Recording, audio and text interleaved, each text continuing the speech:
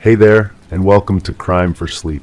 I know you're having trouble falling asleep, so let me keep you company with true crime stories from around the world.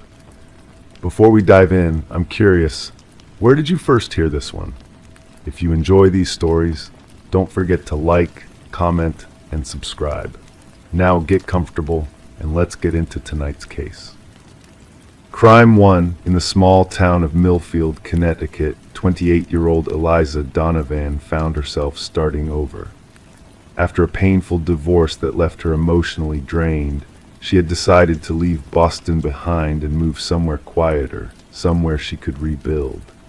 The two-bedroom apartment on Maple Street seemed perfect on paper, affordable rent, walking distance to her new job at the local library, and a charming downtown just 3 blocks away. The landlord, Mr. Peterson, a man in his 60s with thinning gray hair and perpetually ink-stained hands from his work at the print shop, had shown her the apartment on a Wednesday afternoon in October 2017. The living room was spacious enough, the kitchen dated but functional. When they reached the smaller bedroom at the end of the hallway, Mr. Peterson had hesitated slightly before opening the door. "This would make a nice office," he'd suggested, his tone a bit too enthusiastic. "The master bedroom gets much better light." Eliza hadn't thought much of it until she returned alone 3 days later with her first boxes. The apartment was now hers, the keys still unfamiliar in her hand.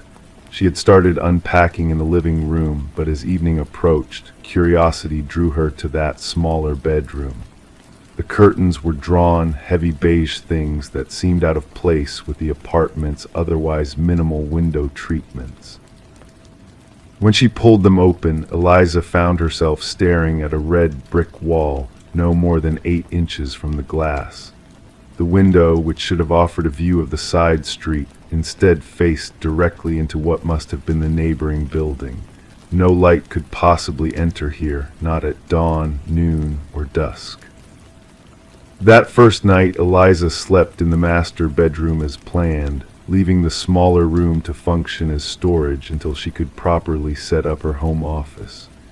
Around 2:17 a.m., she woke to a sound that her sleep-fogged mind couldn't immediately place.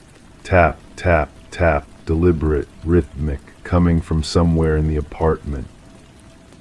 She lay still, heart suddenly racing. Tap, tap, tap, it was coming from the smaller bedroom. The window, someone was tapping on the window that faced the brick wall. Logic told her it was impossible. There was no space between the glass and the neighboring building for anyone to stand, no ledge, no fire escape.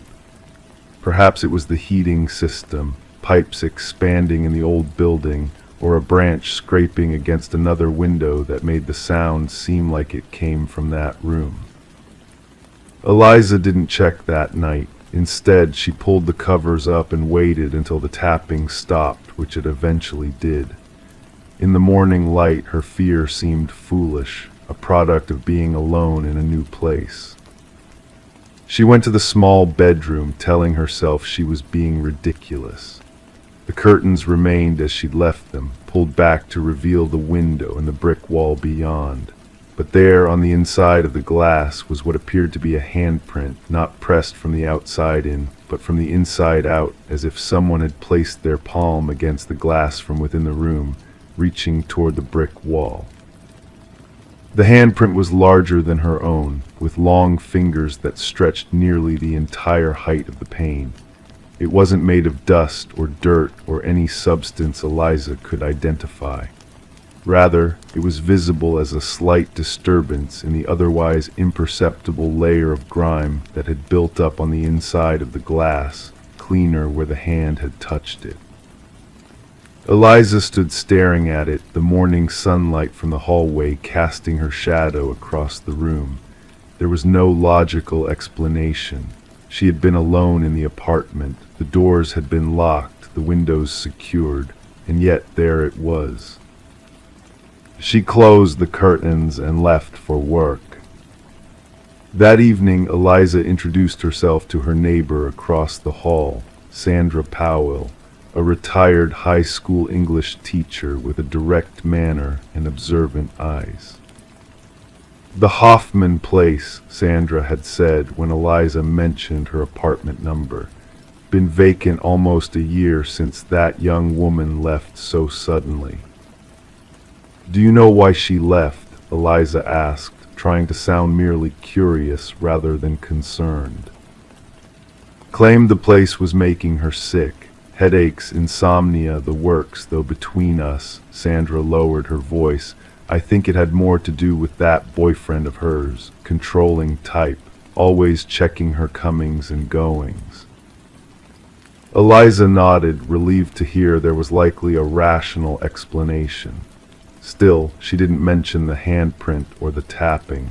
It seemed too strange, too easily dismissed as the imagination of a woman on her own for the first time in years. 3 nights later, the tapping returned. This time, Eliza forced herself to get up. She turned on every light as she moved through the apartment, her phone in hand with 911 already dialed, awaiting only the press of the call button if needed. The tapping grew louder as she approached the small bedroom. Standing in the doorway, she could see the curtains were still closed as she'd left them, but they shifted slightly, as if stirred by a breeze, though there was no draft in the still apartment. Tap, tap, tap. Eliza reached for the light switch with a trembling hand. The room illuminated and the tapping stopped immediately. Heart pounding, she approached the window and pulled back the curtain. The brick wall stared back at her, impassive and unchanging, but the handprint she'd seen days earlier had been joined by another, smaller one, beside it, and beneath both, a single word appeared to be traced in the condensation on the inside of the glass. Help. Detective Marcus Reed received the call from dispatch at 7:14 a.m. on October 18, 2017. A disturbance at 247 Maple Street, apartment 3B. The caller, identified as Eliza Donovan, had reported strange occurrences in her apartment involving handprints appearing on a window that faced a brick wall, along with unexplained tapping sounds at night. Under normal circumstances, such a call might have been dismissed or handled with a cursory visit, but Detective Reed recognized the address immediately. It was the 3rd complaint from that same apartment in less than 2 years. When he arrived, Eliza was waiting in the hallway outside her door. She hadn't wanted to stay inside alone. I know how this sounds, she began as soon as Reed introduced himself, but I'm not imagining things. Something is wrong with that room. Reed had been a detective in Millfield for 11 years. He'd seen his share of the strange and the tragic, enough to know that sometimes what seemed impossible often had the simplest explanations. But he'd also learned to listen. Inside the apartment, Eliza led him to the small bedroom. The curtains were open now, revealing the window and the brick wall beyond. There were no handprints visible on the glass, no message asking for help. They were here last night, Eliza insisted, her voice tight with frustration and lingering fear.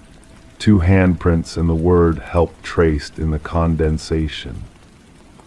Reed examined the window carefully. It was old, single-paned, the kind that couldn't be opened. The brick wall beyond was just as Eliza had described, impossibly close to the glass, no room for anyone to stand between. Has anyone else been in the apartment since you moved in? Reed asked. Just the landlord, Mr. Peterson, when he came to fix the dishwasher 2 days ago. Reed nodded, making a note. And the previous tenant, do you know anything about them? Eliza repeated what Sandra had told her about the young woman who'd complained of illness before leaving suddenly.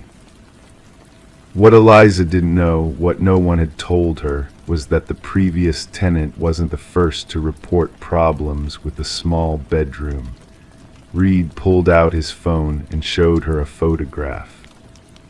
"Is this similar to what you saw?"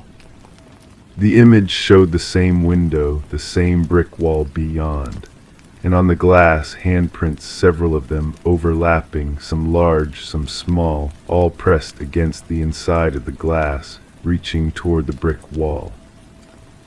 "That was taken in January 2016, after the tenant before your predecessor made a similar complaint," Reed explained. "We found no evidence of break-ins or anyone else accessing the apartment." Eliza stared at the photograph, a cold dread washing over her. "What's behind that wall?" she finally asked. The answer to that question would lead Detective Reed and Eliza down a path neither expected. County records showed that the building adjacent to Eliza's apartment building had once been a single-family home before being converted to a commercial property in the 1950s. What the records didn't show, but what Reed would discover through weeks of investigation, was that during the renovation, a small section of the original structure had been sealed off completely, walled in between the two buildings. A space approximately 6 feet wide and 12 feet long, a space that aligned perfectly with the position of Eliza's mysterious window. On December 3, 2017, with proper warrants in hand, workers broke through the brick wall that Eliza's window faced.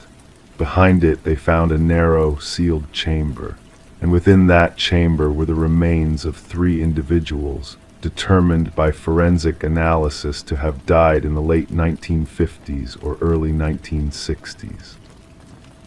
Among the personal effects recovered was a small glass cutter, its edge still sharp enough to leave marks on a window pane. And on the wall facing Eliza's window, something had been written repeatedly in what appeared to be charcoal. "See U.S. Help U.S. Remember U.S." The investigation into the identities of the 3 individuals continues to this day. Preliminary findings suggest they may have been workers involved in the renovation who became trapped when the new wall was constructed, their disappearance never properly investigated or perhaps deliberately covered up. As for Eliza Donovan, she moved out of the apartment on Maple Street before Christmas that year. She gave interviews to just one local reporter before declining all further media requests. When asked if she believed in ghosts or the supernatural, she gave the same careful answer each time. "I believe that sometimes the past isn't really past. Sometimes it reaches out to us, asking to be seen, to be acknowledged. I don't know if what happened in that apartment has an explanation that science would accept. I only know what I experienced." The window in the small bedroom has since been removed and the wall sealed completely. No further disturbances have been reported in apartment 3B. But in the town records of Millfield, Connecticut, filed away among property assessments and building permits, there is a notation beside the address on Maple Street that simply reads, "Historical site of interest, not suitable for residential occupation." And sometimes longtime residents still speak in hushed tones about the building where the walls themselves seem to remember what happened within them, where the past continues to press against the present like desperate hands against glass, tapping, always tapping, asking to be let in, or perhaps, finally, to be released. Crime 2, she was drying dishes when she noticed something engraved into the blade, a name. Not hers, not anyone she knew, just below it, "Use me again." The knife set was brand new, or so she thought. Sarah Lawson had always been meticulous about her home in Millfield, Connecticut. A 32-year-old dental hygienist with no children and a recently finalized divorce, She'd been rebuilding her life piece by piece over the past 8 months. Her new apartment overlooking the river was smaller than the house she'd shared with Mark, but it was hers alone, a canvas for her fresh start. The kitchen knife set had been a housewarming gift to herself. German steel, walnut handles, purchased from an upscale kitchenware store in the mall. Sarah wasn't much of a cook, but something about the weight of quality kitchen tools made her feel grounded, established, adult. That Wednesday evening in October, as rain tapped against the windows, Sarah was washing dishes after a simple dinner of pasta and salad. The apartment was quiet except for the low murmur of a true crime podcast playing from her phone. She'd always found them oddly soothing, other people's tragedies, safely contained within narratives that usually ended with justice. The chef's knife was the last item she washed. As she wiped the blade dry with a dish towel, the overhead light caught something on the flat of the steel. Sarah tilted the knife, squinting. There, etched near the handle in thin, precise lettering, Emily, and below it, almost too small to read, "Use me again." Sarah's breath caught. She examined the other knives in the block. They were unmarked. Her first thought was that someone at the factory had played a bizarre prank. Her second thought was of her new neighbor, Emily Grayson, who lived in apartment 4C down the hall. They'd spoken only a few times, pleasantries exchanged while collecting mail or waiting for the elevator. Emily was in her mid-20s, with dark hair often pulled into a messy bun, and worked as a nurse at Millfield General. Sarah set the knife down on the counter, feeling suddenly cold despite the apartment's comfortable temperature. She picked up her phone and paused the podcast, the silence immediate and heavy. After a moment's hesitation, she took several photos of the etching. That night Sarah slept poorly. Dreams of knives and dark hallways pulled her from sleep repeatedly, leaving her exhausted when her alarm finally chimed at 6:15 a.m. As she dressed for work, she considered throwing the knife away, but something stopped her. Evidence, the logical part of her mind suggested, though evidence of what she couldn't articulate. At the dental office, Sarah went through the motions of her day, cleaning teeth, making small talk with patients, filling out charts. During her lunch break, she finally worked up the courage to call the kitchenware store. "We don't engrave knives," the manager told her after she explained the situation. "And that model comes factory sealed. No one here would have handled the blade before you purchased it." "Could it have been done at the factory?" Sarah asked. "Possibly, but I've never heard of anything like that. Can you bring it in? I'd like to see it." Sarah agreed, though something about the idea of removing the knife from her apartment made her uneasy. That evening, Sarah knocked on Emily Grayson's door, the knife safely sheathed and wrapped in a kitchen towel in her purse. Her neighbor answered wearing scrubs, looking tired after what had likely been a long shift at the hospital. "I'm sorry to bother you," Sarah began, "but I had a strange question. Have you ever lived in apartment 3B before, the one I'm in now?" Emily's expression remained neutral. "No, I've only lived in 4C since moving here last year. Why do you ask?" Sarah hesitated. The question sounded absurd even in her head. "Have you ever written your name on a knife?" Instead, she said, "I found something with your name on it. I thought maybe you'd lived there before me and left it behind." "What was it?" "Just something in the kitchen. It's probably nothing." Emily's eyes narrowed slightly. "Can I see it?" I don't have it with me," Sarah lied, acutely aware of the knife's weight in her purse. "Sorry to bother you." That night, Sarah researched the previous tenants of her apartment. The building manager was reluctant to share information at first, but Sarah pressed, mentioning potential mail she needed to forward.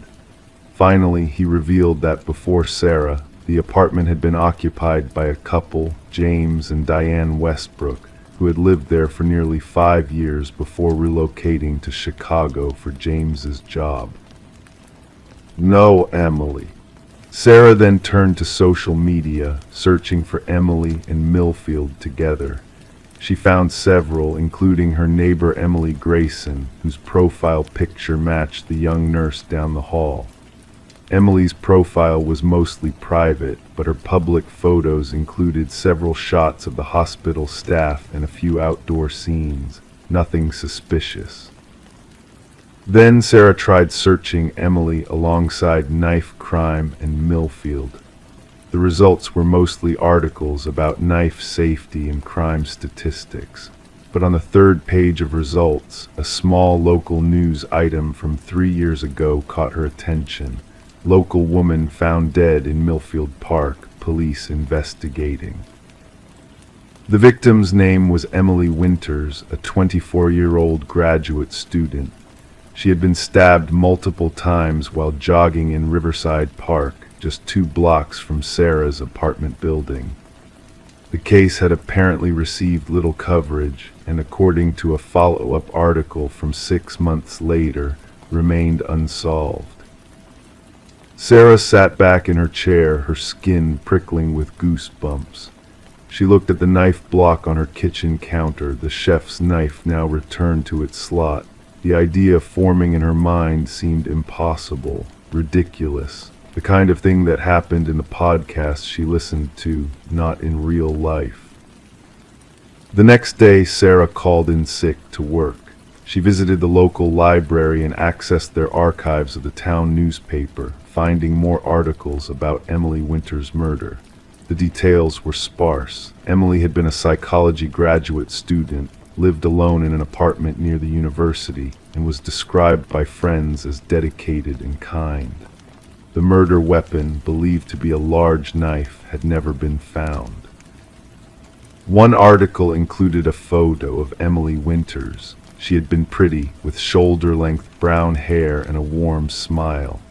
There was something vaguely familiar about her, though Sarah was certain they never met.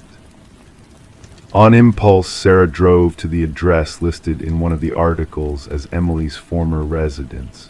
It was an older apartment building, smaller than Sarah's, but similarly positioned near the river. Standing across the street, staring up at the windows, Sarah wondered what she was doing there, what she hoped to find. As she turned to leave, an elderly woman emerged from the building, struggling slightly with a small dog on a leash. "Excuse me," Sarah called, crossing the street. "I'm sorry to bother you, but did you live here 3 years ago?" The woman regarded her cautiously. "I've lived here 20 years, dear. Why do you ask?" "Did you know Emily Winters, the student who lived here?" The woman's face softened with sadness. "Oh, poor Emily, such a terrible thing. Are you a friend of hers?" "No, I'm researching what happened to her." "Are you with the police? They stopped coming around a long time ago." "No, I'm just interested in the case," Sarah said, the words sounding hollow even to her own ears. The woman, who introduced herself as Mrs. Patel, invited Sarah up for tea.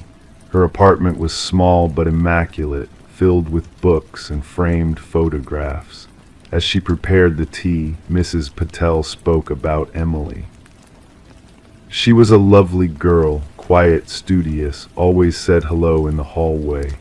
She was writing her thesis on something about trauma and memory, too complicated for me to understand, but she explained it once, something about how people process violent experiences. "Did she have many visitors?" Sarah asked. "Not many. Her parents came once or twice. There was a boyfriend for a while, tall fellow with glasses. James, I think. They broke up a few months before." Mrs. Patel trailed off, pouring the tea. "James," Sarah repeated, thinking of James Westbrook, the previous tenant of her apartment. Yes, though I didn't know his last name. Emily was upset about the breakup. I heard them arguing once. He wanted to get back together, but she refused. Sarah's hands trembled slightly as she accepted the teacup. Do you remember what he looked like besides the glasses? Mrs. Patel considered this. Tall, as I said, dark hair, night-looking. He had a beard for a while, then didn't. Always very polite to me, carried my groceries once. That evening, Sarah searched for James Westbrook online. She found him easily. A LinkedIn profile showed he worked in pharmaceutical sales. His profile picture showed a tall man with dark hair and glasses, exactly as Mrs. Patel had described. Sarah's apartment suddenly felt different, tainted. She looked at the knife block, thinking of the name etched into the blade. Emily, use me again. Had James Westbrook killed Emily Winters with that knife? Had he somehow acquired it afterward, kept it as a trophy? Had he then, in some twisted moment, engraved her name on it? The thought made Sarah's stomach turn. She looked around the apartment, wondering what else might be hidden in plain sight, what other secrets the previous tenants had left behind. She spent the night at a hotel, the chef's knife wrapped in towels and locked in her car's trunk. In the morning, she called the detective listed in the news articles about Emily's case, leaving a message about potentially relevant information. Detective Rivera called back that afternoon. He listened patiently as Sarah explained about the knife, the engraving, and her discoveries about James Westbrook. His voice remained professional, non-committal. "I'll look into it," he said finally. "Can you bring the knife to the station tomorrow?" Sarah agreed, feeling both relieved and anxious. That night, back in her hotel room, she looked up the Westbrooks' address in Chicago, finding they'd purchased a house in a suburban neighborhood 6 months earlier. On a real estate website, she found interior photos of the property from the listing. In one image of the kitchen, a knife block sat on the counter, the exact same model as Sarah's. Sleep eluded her that night, her mind racing with possibilities. Had James killed Emily, kept the murder weapon as a twisted souvenir, then replaced it in a new knife set when he moved? Had he engraved the name himself, a private reminder of his crime? Or had his wife, Diane, discovered the truth and marked the knife as a silent accusation? The next morning, Sarah delivered the knife to Detective Rivera at the police station. He took her full statement, asking detailed questions about the knife's purchase and her research into the previous tenants. He promised to test the knife for DNA and to contact the Westbrooks in Chicago. "We'll take it from here," he assured her. "Try not to worry too much. There could be innocent explanations." But as weeks passed with no updates from the detective, Sarah couldn't shake the feeling that something significant had slipped through the cracks. She moved apartments, unable to feel comfortable in a space that might have housed a murderer. She stopped listening to true crime podcasts. Real tragedy, she had discovered, wasn't contained or distant. It lingered, left marks, resurfaced in unexpected ways. 6 months later, a brief news item appeared online. James Westbrook had been arrested in Chicago in connection with the 3-year-old murder of Emily Winters.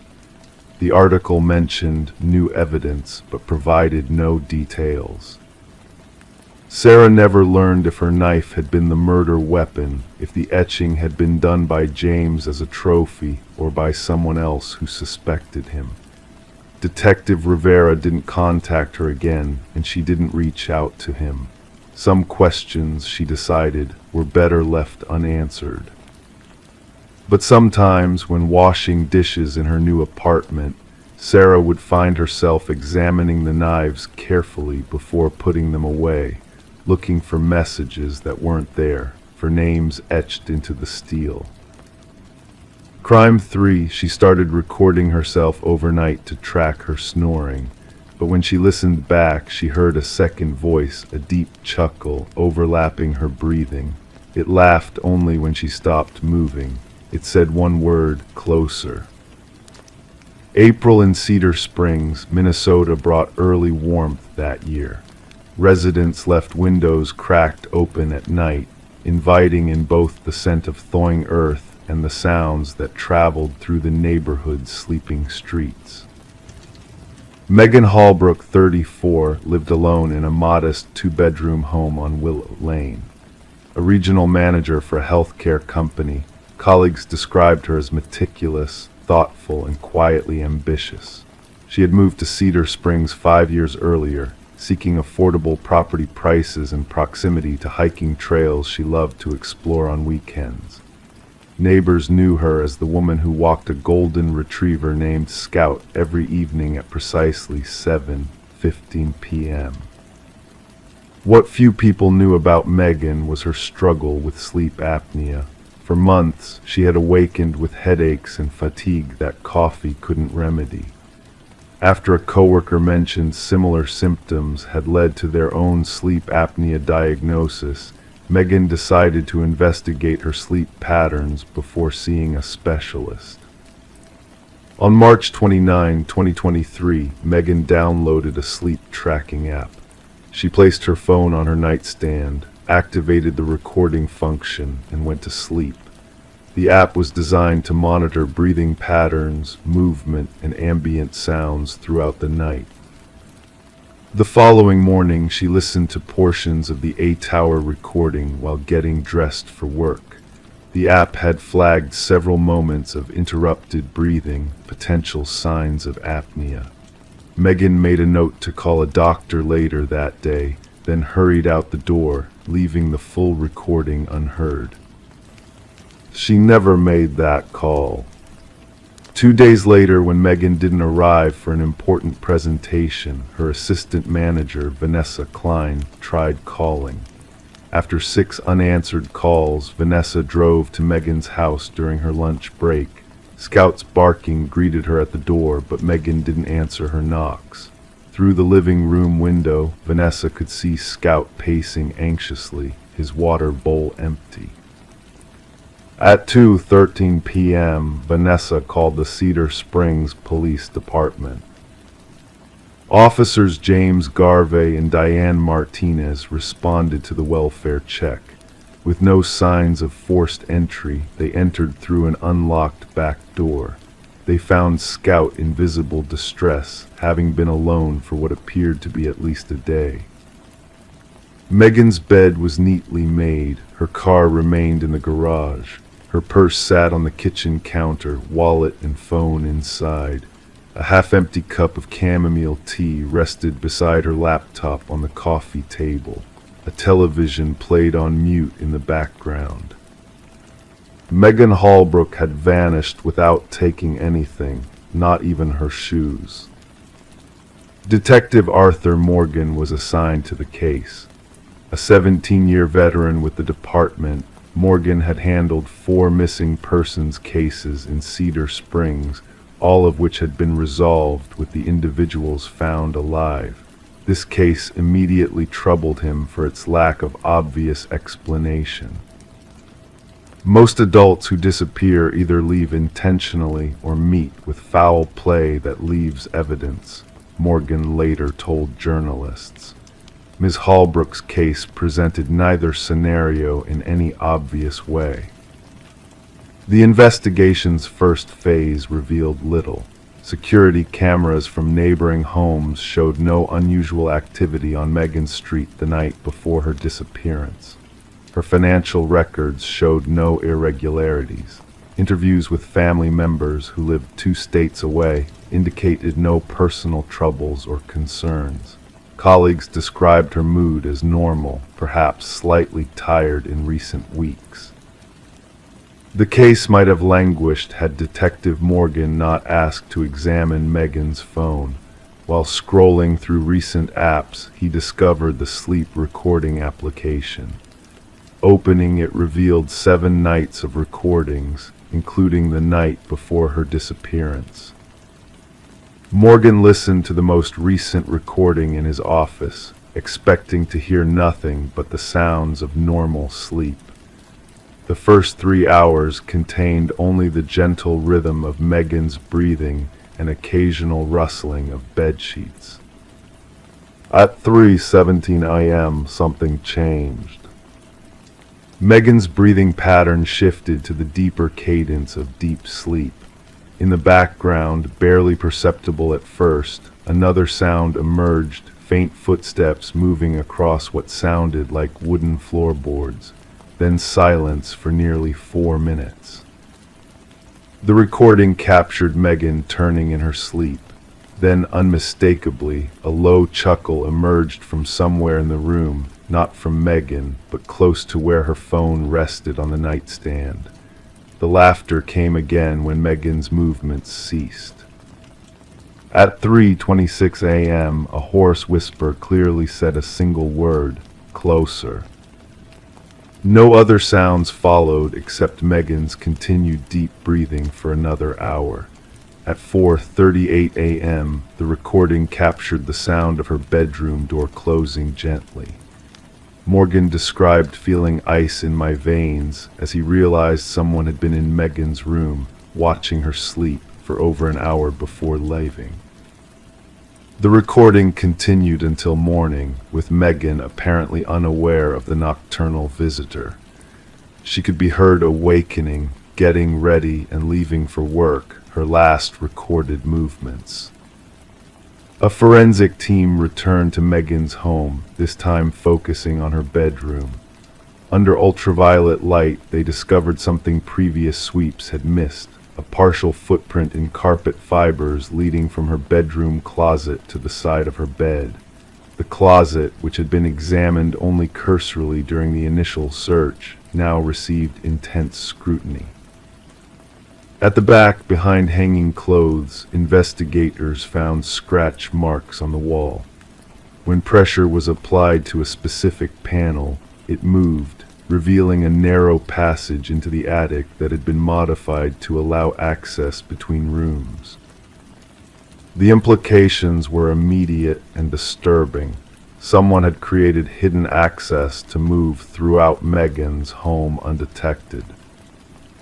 The investigation shifted to when these modifications might have been made. Property records showed the home had been vacant for 7 months before Megan purchased it. The previous owners, an elderly couple who had moved to Arizona, had employed various contractors for renovations during the year before selling. One name stood out: Edwin Walsh, a 42-year-old handyman who had worked extensively on the property. Walsh had a minor criminal record, trespassing and voyeurism charges from 6 years earlier that had resulted in probation. His current address was listed as a rental unit just 3 streets from Megan's home. When police arrived at Walsh's apartment, they found it abandoned. Neighbors reported not seeing him for approximately the same duration as Megan's disappearance. His landlord confirmed Walsh had paid rent through the end of the month, but had not responded to maintenance requests in recent days.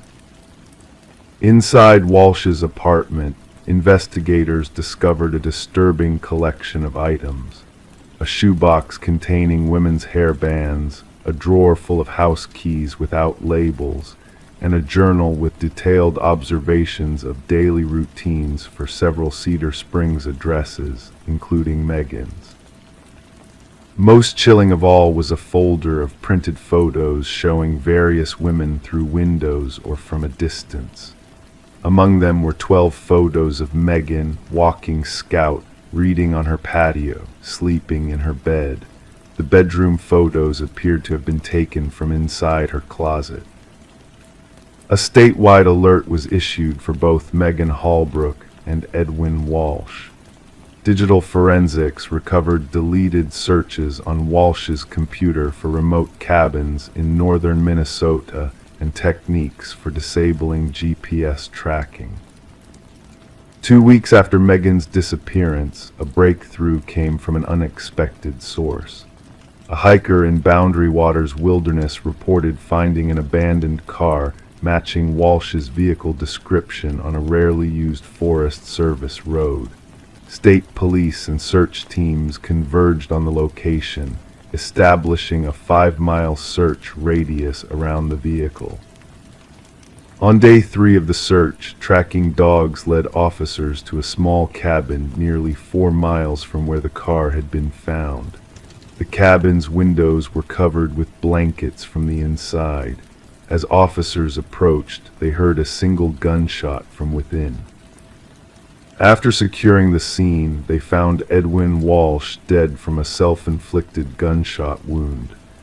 In the cabin's basement, behind a padlocked door, they discovered Megan Holbrook. She was alive but severely dehydrated and psychologically traumatized. Medical examination revealed she had been drugged repeatedly during her captivity, but not otherwise physically harmed. Walsh had apparently been keeping her sedated in the basement, coming downstairs only to leave food and water at irregular intervals. In the months that followed her rescue, fragments of Megan's understanding of what happened emerged.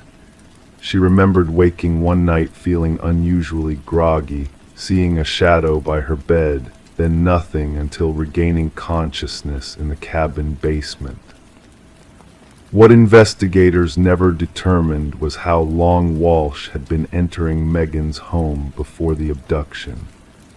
Based on construction estimates, the hidden passages could have been created during the original renovations, potentially allowing him access for the entire 5 years Megan had lived there.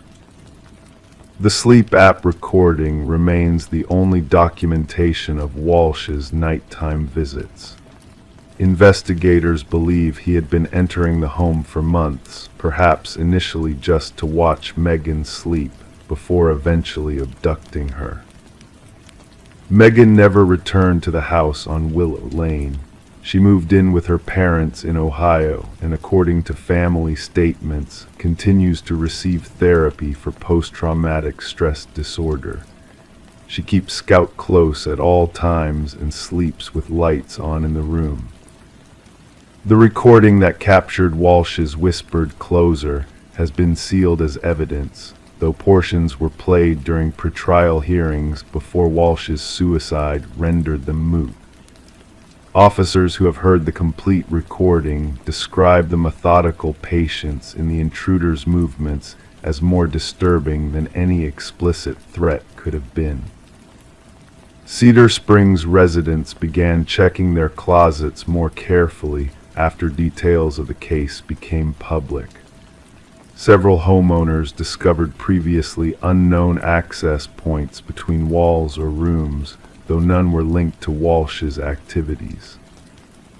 Sometimes at night, in houses throughout the quiet neighborhoods of Cedar Springs, residents still wake suddenly, certain they've heard soft laughter in the darkness. They reach for their phones, open recording apps, and listen to the silence of their homes with new awareness of what might be hiding in the spaces between walls. And they wonder who else might be listening to them sleep. Crime 4, city workers digging near an abandoned slide unearthed a suitcase sealed with duct tape. Inside, children's clothing, school photos, and a VHS labeled "For Mom." The problem, the boy in the photo matched a missing persons case from 4 states away. The photograph showed a smiling child with chestnut hair and a gap-toothed grin. His name was Jason Kemp, and according to the national database, he had vanished from his home in Crestville, Nebraska in October of 2001. Yet here in the small town of Millbrook, Pennsylvania, evidence of his existence had been deliberately buried beneath 3 feet of soil in a playground that had fallen into disuse as the town's population gradually declined. Jason had been 7 years old when he disappeared, a quiet child described by teachers as thoughtful and somewhat withdrawn. His mother, Ellen Kemp, worked night shifts at the local hospital as a nurse, often leaving Jason in the care of her sister, Diane. The evening Jason vanished, Diane had fallen asleep on the couch while watching television. When she woke at midnight, the back door stood ajar and Jason's bed remained empty. The initial investigation focused on the usual suspects: estranged parents, local offenders, strangers passing through town. Ellen's ex-husband, Robert, had moved to Arizona 2 years prior to the disappearance and rarely maintained contact with his son. Police confirmed his presence at a conference in Phoenix the week Jason went missing. The investigation gradually cooled, becoming another face on a missing persons website, another story locals would reference with lowered voices. Detective Margaret Wilkins of the Millbrook Police Department stared at the evidence laid out on the conference table. The suitcase itself was a vintage Samsonite, navy blue with brass fixtures, manufactured sometime in the early 1990s. Soil analysis suggested it had been buried for approximately 15 to 20 years. Inside, folded with unusual precision, were 2 sets of children's clothing. A red t-shirt with a cartoon airplane, denim overalls. White socks folded into perfect squares. A child's sneaker, size 2, with LED lights in the sole that no longer functioned. "Why Millbrook?" Wilkins murmured, studying the school photograph. "Who brought you here, Jason?" Census records indicated no Kemp family had ever resided in Millbrook or the surrounding area. The town itself had little to recommend it, a former mining community that had seen steady decline since the 1980s. The playground where the suitcase was discovered had been built in 1997 through community fundraising, then abandoned a decade later when the adjacent elementary school closed due to consolidation. Detective Wilkins contacted the Crestville Police Department, speaking with Detective Samuel Torres, who had been a junior officer during the original investigation. "I remember the case," Torres said, his voice crackling over the speakerphone. "Ellen Kemp never believed her son simply wandered off. She insisted someone took him, someone Jason knew, but we never found evidence supporting that theory." "What about the sister, Diane?" "Passed a polygraph, devastated by the disappearance. She moved to Canada about 5 years later, couldn't handle the memories." "And the father?" "Robert Kemp had an alibi, hotel footage, conference attendance records, receipts. We checked and double-checked. Besides, if he wanted to take the child, he had visitation rights. No need for a midnight abduction." The VHS tape labeled "For Mom" contained footage of Jason playing in a backyard with an above-ground swimming pool. The camera occasionally captured his face in close-up, those recognizable features, the same gap-toothed smile from the school photograph. No adult appeared in the frame, but a woman's voice could be heard directing Jason. "Wave to your mommy. Tell her how much fun you're having." The child complied with robotic precision, his eyes darting nervously off camera. Video forensics determined the recording was made approximately 3 months after Jason's disappearance. The backyard matched no property in Crestville, but the mountain range visible in the background suggested western Pennsylvania. Millbrook sat at the foothills of those same mountains. Ellen Kemp arrived in Millbrook on a Tuesday, her face lined with years of uncertainty. Detective Wilkins met her at the small county airport, watching as the woman walked through the terminal, scanning each face as though her son might somehow materialize among the travelers. "I've been waiting for a call like this for 19 years, Ellen said as they drove toward the police station. "Not knowing is its own kind of torture. You wake up every morning wondering if today's the day you'll finally learn what happened. Then you go to bed disappointed again." At the station, Ellen confirmed the clothing belonged to Jason. Her fingers trembled as she touched the red airplane shirt. "I bought this for his birthday. He loved airplanes." The VHS was more difficult. Ellen had never seen the footage before, never seen the backyard with the swimming pool, never heard the woman's voice directing her son. "He looks scared," she whispered, touching the screen. "He's trying to smile, but I know my son. He's terrified." A canvass of Millbrook's residents yielded little. Most current inhabitants had moved to the area after 2005, when a new manufacturing plant opened on the outskirts of town, drawing workers from surrounding communities. Longer-term residents recalled few unusual occurrences during the early 2000s, though several mentioned a woman who had lived briefly in a rental home on Sycamore Street. "Kept to herself," said Harriet Wilson, now in her 80s. "Had a boy with her sometimes. I assumed he was her son. Never said much, that child. Used to watch him playing alone in the backyard from my kitchen window. Had one of those inflatable pools during the summer. Left sometime in 2002, I believe. Never even said goodbye." The rental home on Sycamore Street had changed hands multiple times. The property management company had long since closed, its records presumably lost or destroyed. The house itself had been renovated, the backyard landscaped differently, no trace remaining of the above-ground pool visible in the video. Detective Wilkins ordered a more extensive search of the playground area where the suitcase had been found. Ground-penetrating radar revealed no additional disturbances in the soil. Whatever had been buried, there had been singular, deliberate. Meanwhile, forensic analysts extracted partial fingerprints from the interior of the suitcase and the VHS tape.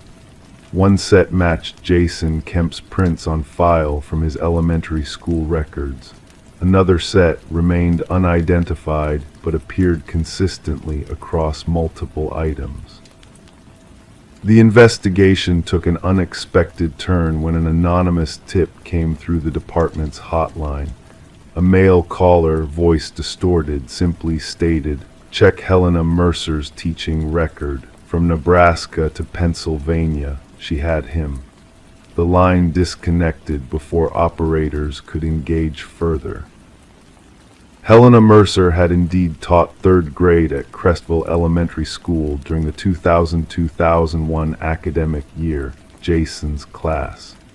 She had resigned unexpectedly in September 2001, 1 month before Jason's disappearance, citing family health issues requiring her relocation. Personnel records indicated she had applied for teaching positions in western Pennsylvania shortly thereafter.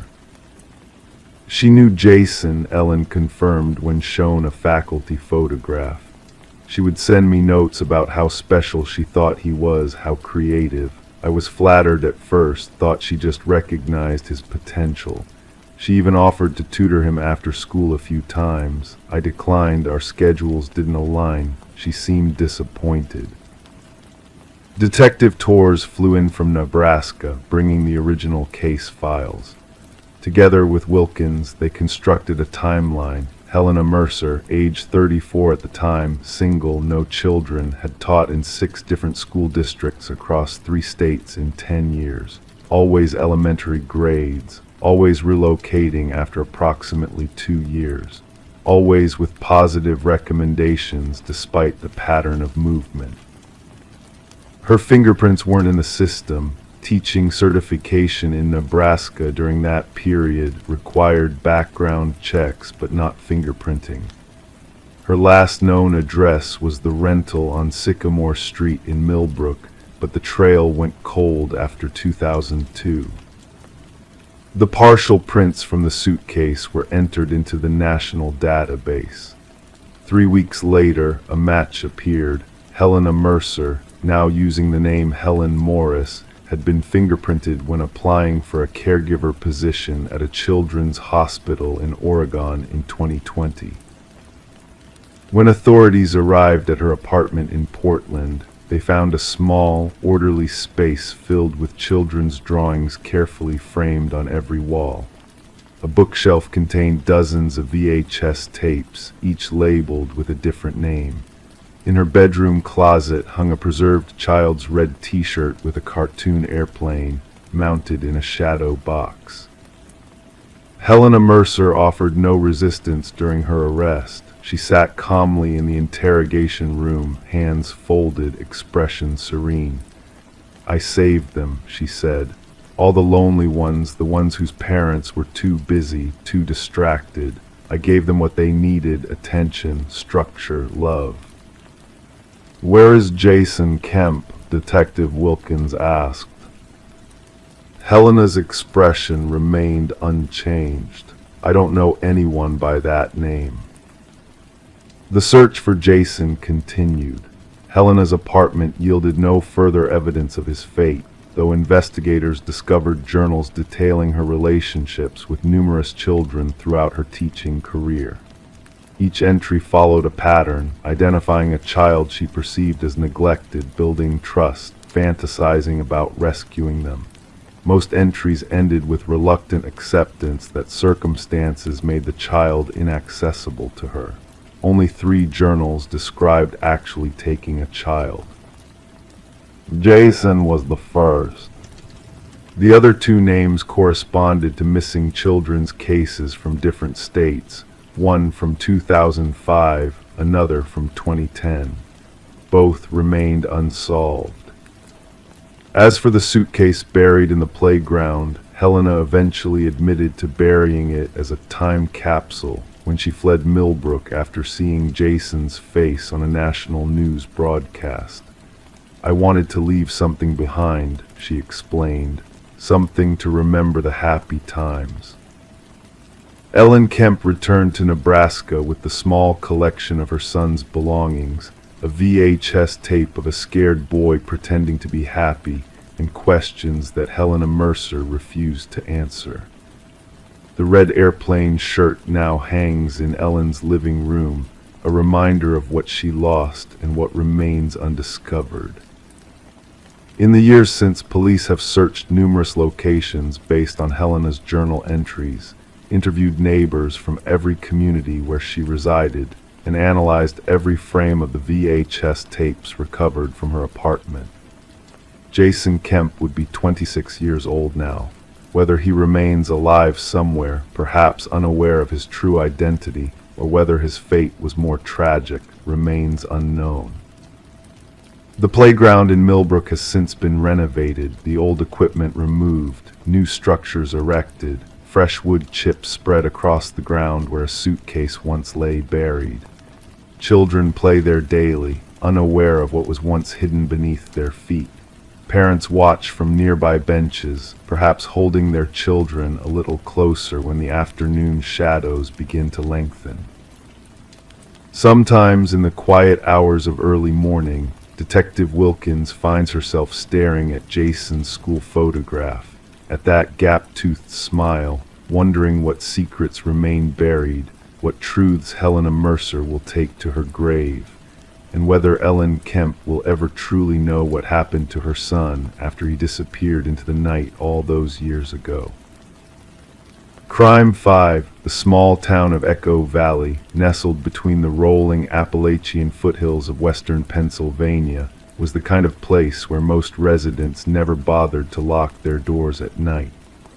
With just under 4,000 people spread across its quiet streets and surrounding farmland, it was a community where faces were familiar and secrets were scarce, or at least that's what everyone believed. Rebecca Harlow had lived in Echo Valley all her 32 years. She worked as the head librarian at the town's single-story brick library, a job she had held since completing her master's degree in library science 10 years prior. Those who knew Rebecca described her as methodical, kind, and perhaps a bit reserved. Her colleagues at the library noted how she arrived each morning at precisely 8:15, carrying the same worn leather messenger bag and a travel mug of black coffee, always stopping to feed the stray cats that gathered near the employee entrance. Rebecca's life followed predictable patterns. Monday evenings were for her book club at Maggie's Cafe on Main Street. Wednesday nights, she volunteered teaching adult literacy classes. Weekends often found her tending to her impressive garden or visiting her parents, who lived just 20 minutes away in neighboring Crescent Hills. She lived alone in a modest two-bedroom craftsman house on Elmwood Drive, inherited from her grandmother 5 years earlier. It was this predictability that made her absence so immediately noticeable on the morning of October 17, 2023. When Rebecca failed to arrive at the library by 8:30, her assistant Diane Miller tried calling her cell phone. The call went straight to voicemail. By 9:15, with no word from Rebecca and the library scheduled to open at 10:00, Diane called Rebecca's parents. They hadn't heard from their daughter since Sunday evening when they'd spoken briefly about an upcoming family birthday. Concerned but not yet alarmed, Rebecca's father, Martin Harlow, drove to her house to check on her. What he found, or rather didn't find, would become the first unsettling piece in a puzzle that would consume Echo Valley for months to come. Rebecca's navy blue Honda Civic sat in the driveway. The front door was locked, which wasn't unusual. Inside, nothing appeared disturbed. Her bed was neatly made, as if she had risen normally that morning. A half-empty cup of tea sat on the kitchen counter, cold to the touch. Her phone lay charging beside it. Her messenger bag, the one she carried everywhere, hung on its customary hook by the door. Her garden shoes remained on the back porch. Rebecca Harlow had simply vanished. The Echo Valley Police Department's initial response was measured but thorough. Given Rebecca's unblemished record of reliability and the strange circumstances, her car in the driveway, her phone left behind, they treated the case as a suspicious disappearance from the start. Officer Thomas Brennan, who had known Rebecca since high school, conducted the preliminary investigation. There were no signs of forced entry, Brennan would later tell reporters. No indication of a struggle within the home. It was as if she had stepped away for just a moment and simply never returned. In those first critical days, volunteers from across Echo Valley assembled search parties, combing through the wooded areas surrounding Rebecca's neighborhood. They found nothing, no clothing, no personal items, no evidence that Rebecca had ever ventured into those trees. As the investigation deepened, subtle details emerged that painted an increasingly complex picture.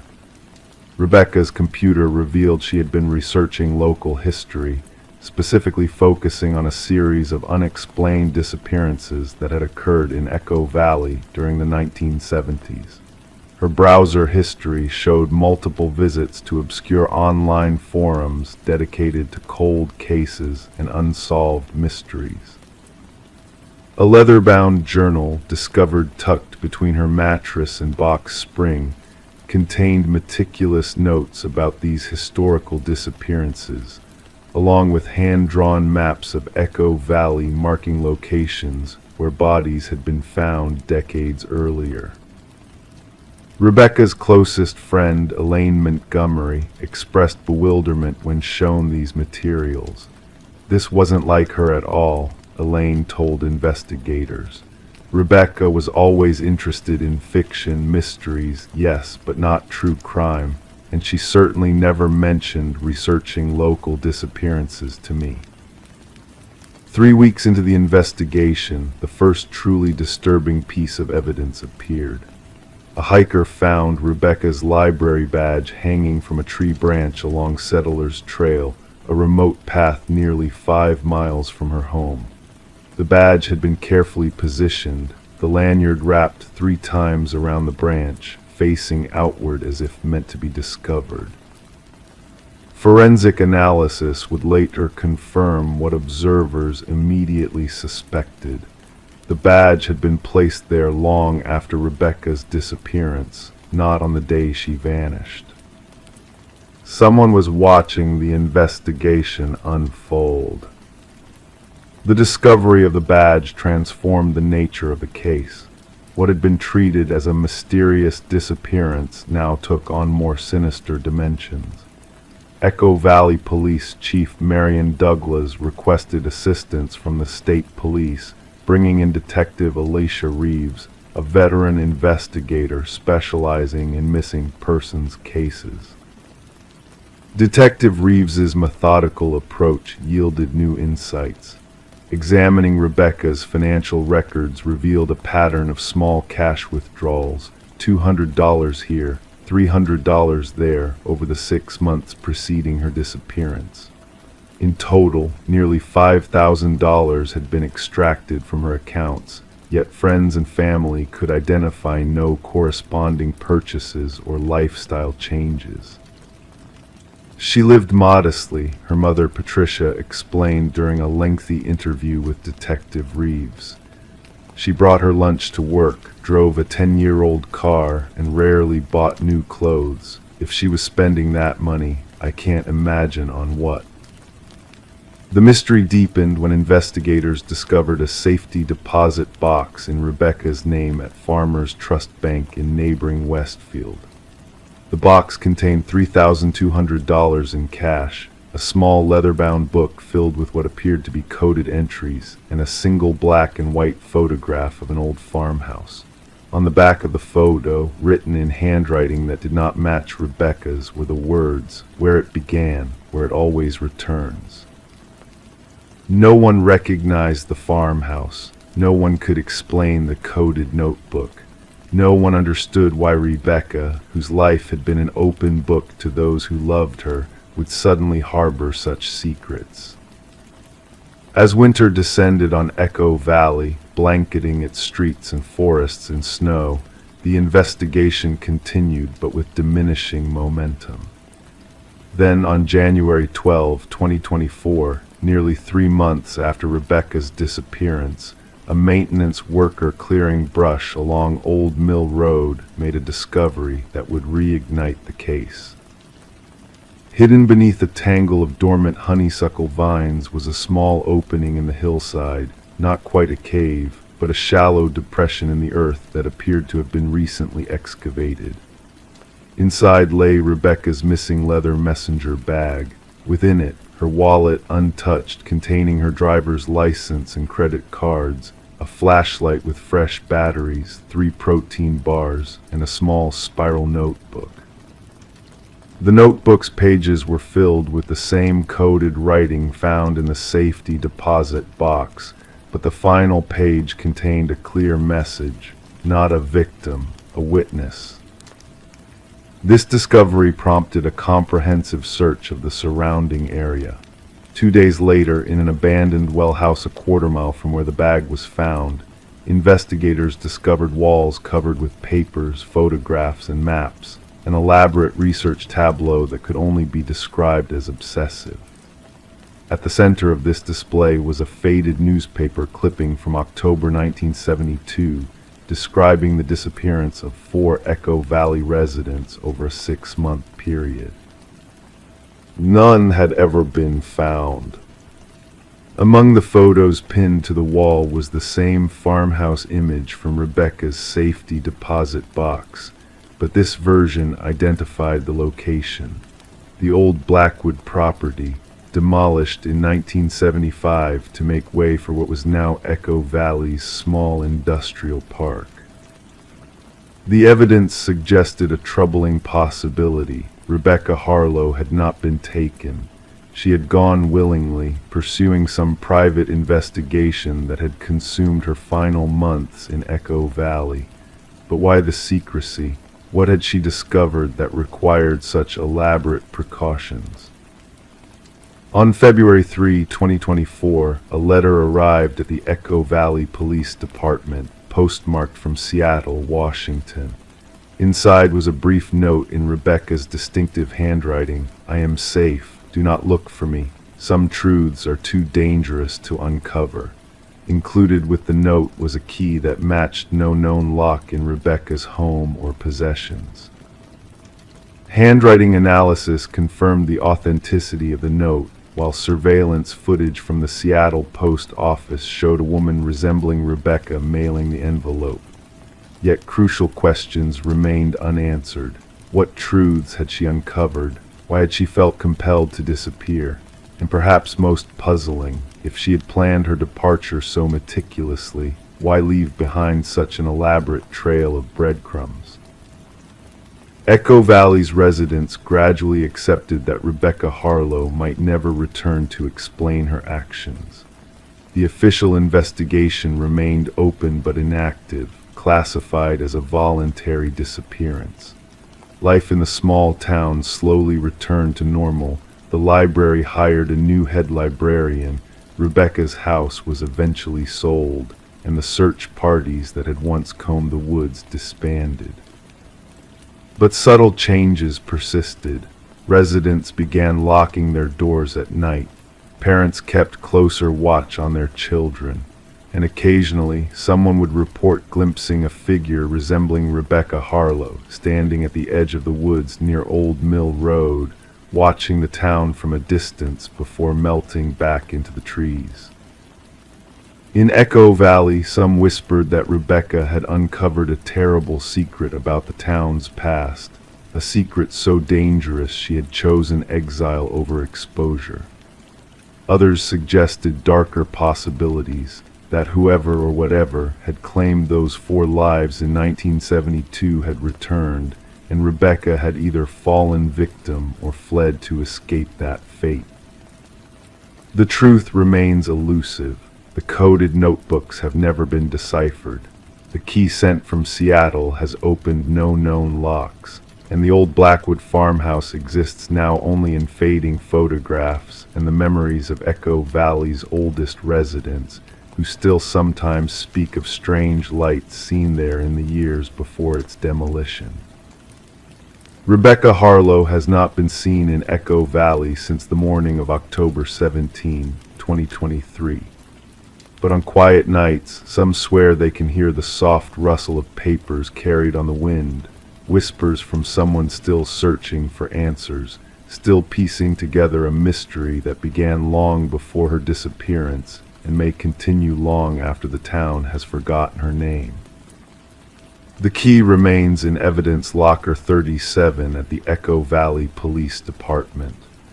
Occasionally, a new officer will remove it, turn it over in their hands, and wonder what secrets it might unlock if only they knew where to look.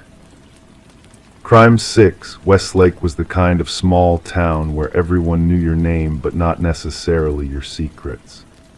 Situated on the edge of Lake Champlain in upstate New York, it was a place where life moved with the gentle rhythm of changing seasons, where neighbors waved to each other across neatly trimmed lawns, and where violent crime was something that happened elsewhere, in bigger cities with harsher realities. Rebecca Keller had called Westlake home for all of her 34 years.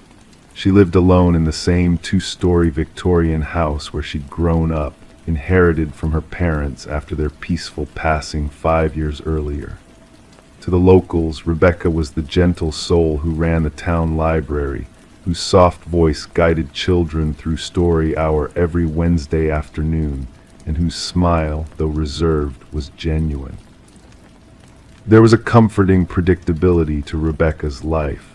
She woke each morning at precisely 6:15, prepared her coffee and oatmeal with sliced bananas, and walked the 3 blocks to the library by 8:30. Her evenings were spent with her books, her cat Winston, and occasionally her small circle of friends who would gather for wine and conversation on Friday nights. What few people knew about Rebecca was her struggle with prosopagnosia, a neurological condition that made it difficult for her to recognize faces, even her own. She had developed coping mechanisms over the years, recognizing people by their voices, their clothing styles, their mannerisms. In her own home, she had become accustomed to the stranger who looked back at her from mirrors and reflective surfaces. This detail about Rebecca might have remained nothing more than a personal challenge in her otherwise ordinary life, if not for what began happening in the early spring of 2023. The change was subtle at first. Rebecca would pass by the hallway mirror, the one that had hung there since her childhood, and pause. Something looked off. She couldn't quite place it, but her reflection seemed to respond with the slightest delay, as if it were an echo rather than a perfect synchronization. She dismissed it initially as a trick of the light, or perhaps a worsening of her condition. But as March turned to April, the discrepancies became more pronounced. One Tuesday morning, as she adjusted her cardigan in front of that same hallway mirror, Rebecca was certain that her reflection blinked half a second after she did. By the end of April, Rebecca had begun avoiding the mirror altogether, taking a longer route through her house to bypass the hallway when possible. She mentioned these experiences to no one, not even during her bi-monthly sessions with Dr. Marlene Foster, the neurologist who had diagnosed her condition years earlier. On the morning of May 3rd, Rebecca broke her own rule. Running late after oversleeping, she hurried down the hallway without thinking and found herself face to face with her reflection. Only this time, as she stepped back in surprise, her reflection didn't. It remained perfectly still for a heartbeat before it smiled a smile Rebecca knew with certainty she was not forming with her own lips. Then, most disturbing of all, her reflection mouthed words without sound. Finally. Rebecca called in sick to work that day, something she rarely did. She spent hours researching hallucinations, psychosis, and whether prosopagnosia could evolve into more complex disorders. Finding no answers, she finally called Dr. Foster's office and scheduled an urgent appointment for the following week. That night, Rebecca slept on her couch, unwilling to walk past the hallway mirror to reach her bedroom. She left every light on in the house, a childhood habit she had long outgrown resurging in the face of her inexplicable fear. When Officer David Mercer received the call from the library's director on May 5th, reporting that Rebecca hadn't shown up for work for 2 consecutive days and wasn't answering her phone, he approached it as a routine welfare check. Rebecca's car was in the driveway, the morning newspaper remained rolled up on the porch, and the lights were still on despite the daylight hours. After repeated knocks went unanswered, Officer Mercer looked through the windows and saw nothing amiss, just an orderly home with lights burning in broad daylight. Standard procedure and growing concern led him to contact Rebecca's emergency, contact her cousin, Melissa Hart, who lived in the neighboring town of Essex. Melissa arrived with a key to Rebecca's house an hour later. What they found inside seemed, at first glance, perfectly normal. There was no sign of struggle, no blood, no evidence of an intruder, but Rebecca was nowhere to be found. Her purse still hung by the door, containing her wallet, phone, and keys. Winston, the cat, was restlessly pacing the kitchen, his food bowl empty. The only thing immediately out of place was a chair positioned directly in front of the hallway mirror, as if someone had been sitting there, staring at their reflection for an extended period of time. The investigation into Rebecca Keller's disappearance began that afternoon. Detective Laura Simmons took the lead, initially treating it as a missing persons case with unusual circumstances. The facts were puzzling. No signs of forced entry, no evidence suggesting Rebecca had left voluntarily, and no history of mental health issues beyond her diagnosed prosopagnosia. As Detective Simmons interviewed Rebecca's friends and colleagues, a picture began to emerge of a woman who had been acting increasingly anxious in the weeks before her disappearance. Marion Peters, a fellow librarian, recalled Rebecca mentioning that she felt like she was being watched in her own home.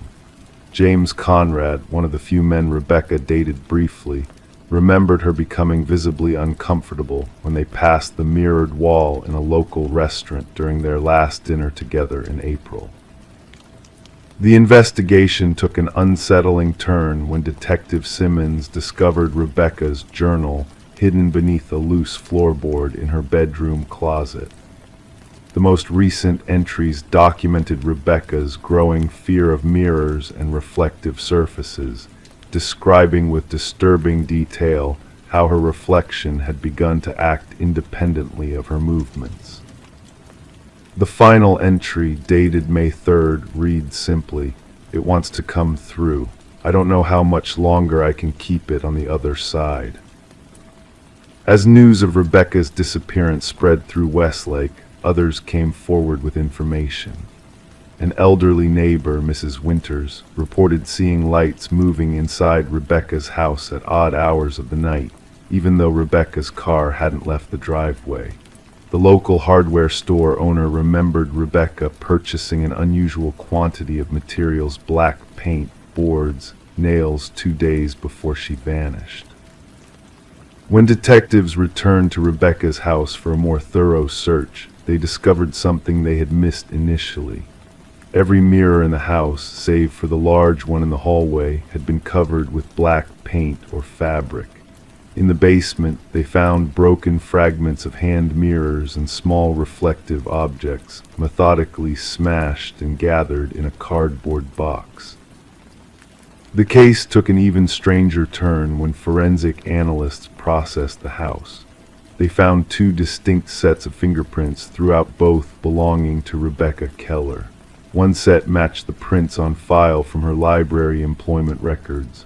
The other set, while identified through DNA analysis as also belonging to Rebecca, showed subtle differences in pattern that forensic experts couldn't explain.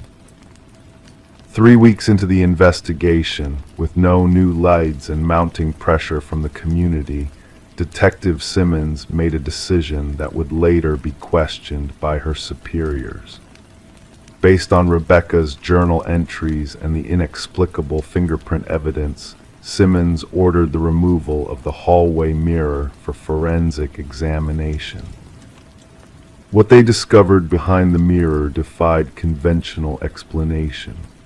The wall behind it had been modified at some point, creating a shallow alcove exactly the size and shape of the mirror.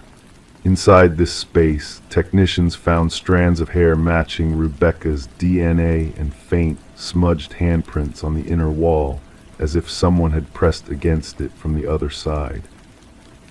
Most disturbing of all was the message written in what later proved to be Rebecca's handwriting, seemingly etched into the plaster with a fingernail. "I'm still here. I can see you all." The investigation into Rebecca Keller's disappearance remained active but fruitless through the summer and fall of 2023. By winter, it had gone cold, filed away as one of those cases that haunt career detectives, logically inexplicable, frustratingly incomplete. Almost a year to the day after Rebecca vanished, Melissa Hart was finalizing the paperwork to assume ownership of her cousin's house. As she walked through the empty rooms with a real estate agent, discussing renovations and whether to sell or rent the property, something caught her eye in the newly installed bathroom mirror. For just a moment, so briefly, she would later question whether she had imagined it. Melissa thought she saw Rebecca's face looking back at her instead of her own. And behind Rebecca, visible only as a dark, indistinct shape, stood something else. Something that didn't belong in that house, or perhaps in this world at all. The Keller house remains unoccupied to this day. Rumors persist in Westlake about lights seen moving inside at night, about the sound of a woman's quiet laughter heard by those who walk past too late in the evening, and about the strange phenomenon locals have begun to call Rebecca's reflection, the momentary sense that the face looking back at you from a darkened window or mirror isn't quite your own. Detective Simmons still keeps a copy of Rebecca's case file at home. Sometimes, late at night, She rereads the journal entries and studies the photos of that strange alcove behind the mirror. And sometimes, though she has told no one, she could swear the photos show details that weren't there the last time she looked, a shadow that moves from one viewing to the next, a blurred face peering from the depth of the wall. Rebecca Keller remains officially classified as a missing person. Her body has never been found. The investigation remains open but inactive, and in Westlake, some residents have taken to covering their mirrors at night just to be safe. Crime 7, she was at the dry cleaner when the tag tore loose. Behind the stitching, a small patch of red thread formed letters, "You're being followed." The cleaner swore no one had altered it. She checked the lining of the other sleeve. It read, "Too late." Morgan Andrews always considered herself observant. Friends often teased her about noticing the smallest details: a moved picture frame, a slightly askew coffee cup, the faint scent of a cologne lingering hours after someone had left. It was this attention to detail that had made her successful as an interior designer in the small coastal town of Harborview, Maine, where the old Victorian homes demanded a careful eye and delicate touch. It was a Tuesday in late October when Morgan dropped off her favorite camel-colored wool coat at Prescott's Dry Cleaning, a family business that had operated on Main Street for over 40 years. The coat had been a splurge 3 winters ago, classic, timeless, with leather-covered buttons and a silky burgundy lining. She noticed a small tear in the inner pocket and asked if they could repair it while cleaning.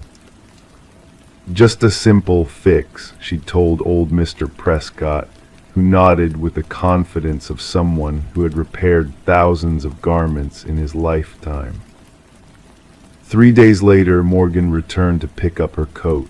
The shop smelled of fabric softener and steam, a comforting scent that reminded her of her grandmother's laundry room. Mr. Prescott shuffled to the rotating rack, searching for her ticket number. He pulled the plastic-wrapped coat with a flourish, laying it carefully on the counter. "Good as new," he said, his weathered hands smoothing the sleeve. "Pockets all fixed up."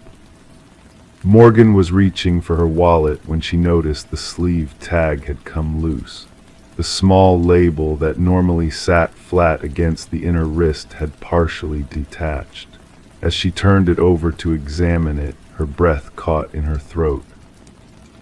Behind the manufacturer's tag, in the space where it had been sewn to the lining, was a message stitched in thin red thread: "You're being followed." The letters were small but deliberate, clearly hand-sewn with precision. The thread was barely visible against the burgundy lining unless you were looking directly at it. "Mr. Prescott," Morgan said, her voice suddenly dry, "did anyone work on this coat besides you?"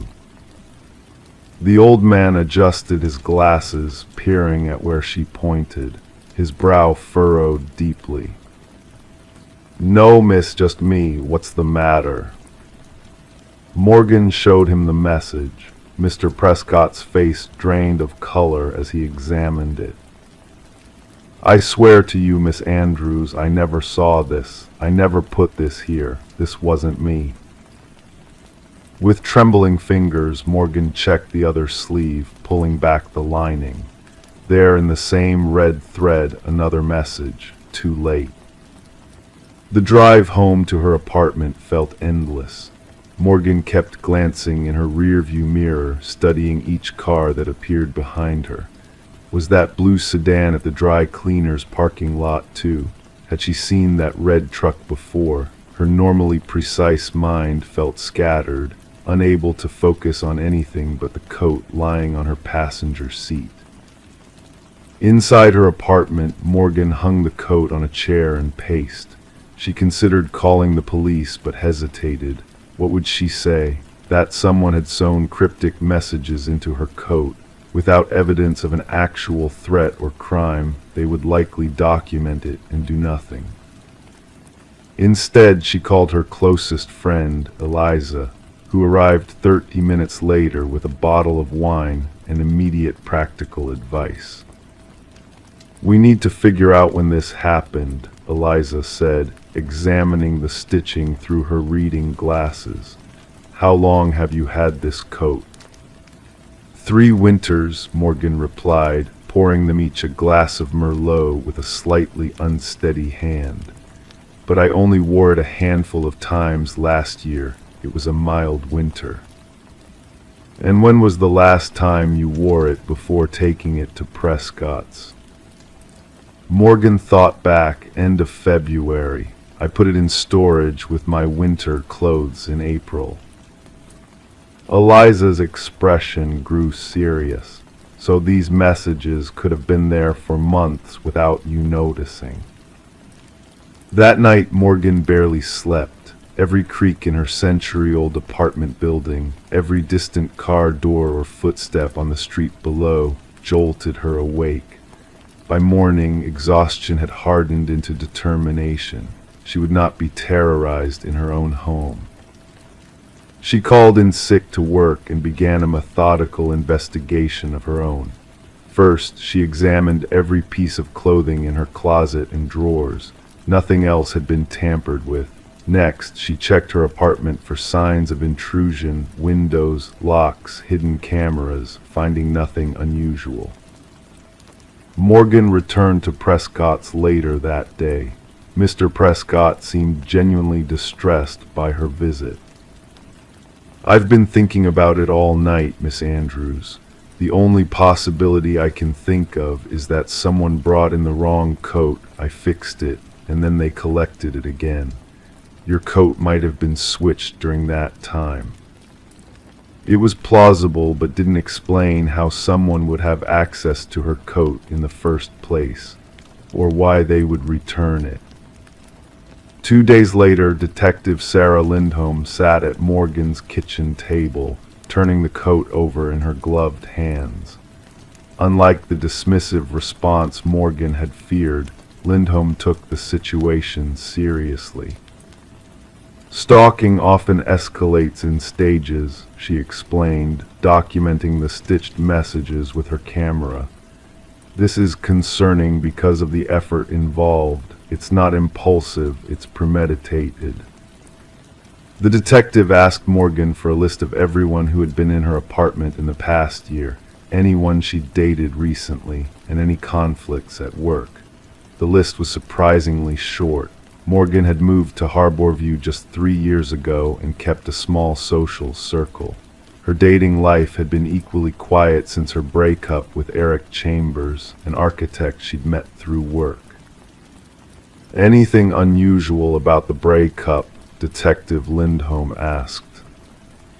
Morgan shook her head. "It was mutual. We dated for about 5 months last summer, realized we wanted different things. He moved to Boston for a job in September." The investigation proceeded slowly. Detective Lindholm checked security cameras near Prescott's and Morgan's apartment building, but found nothing conclusive. She interviewed Mr. Prescott again and confirmed his story. He'd been working alone the day Morgan's coat was cleaned, but the shop had been busy. A week passed with no new developments. Morgan found herself growing increasingly paranoid, checking her rearview mirror constantly, waiting for something to happen. The threatening messages had achieved their purpose. She felt watched, vulnerable. Then came the letter. It arrived in a plain white envelope among her regular mail.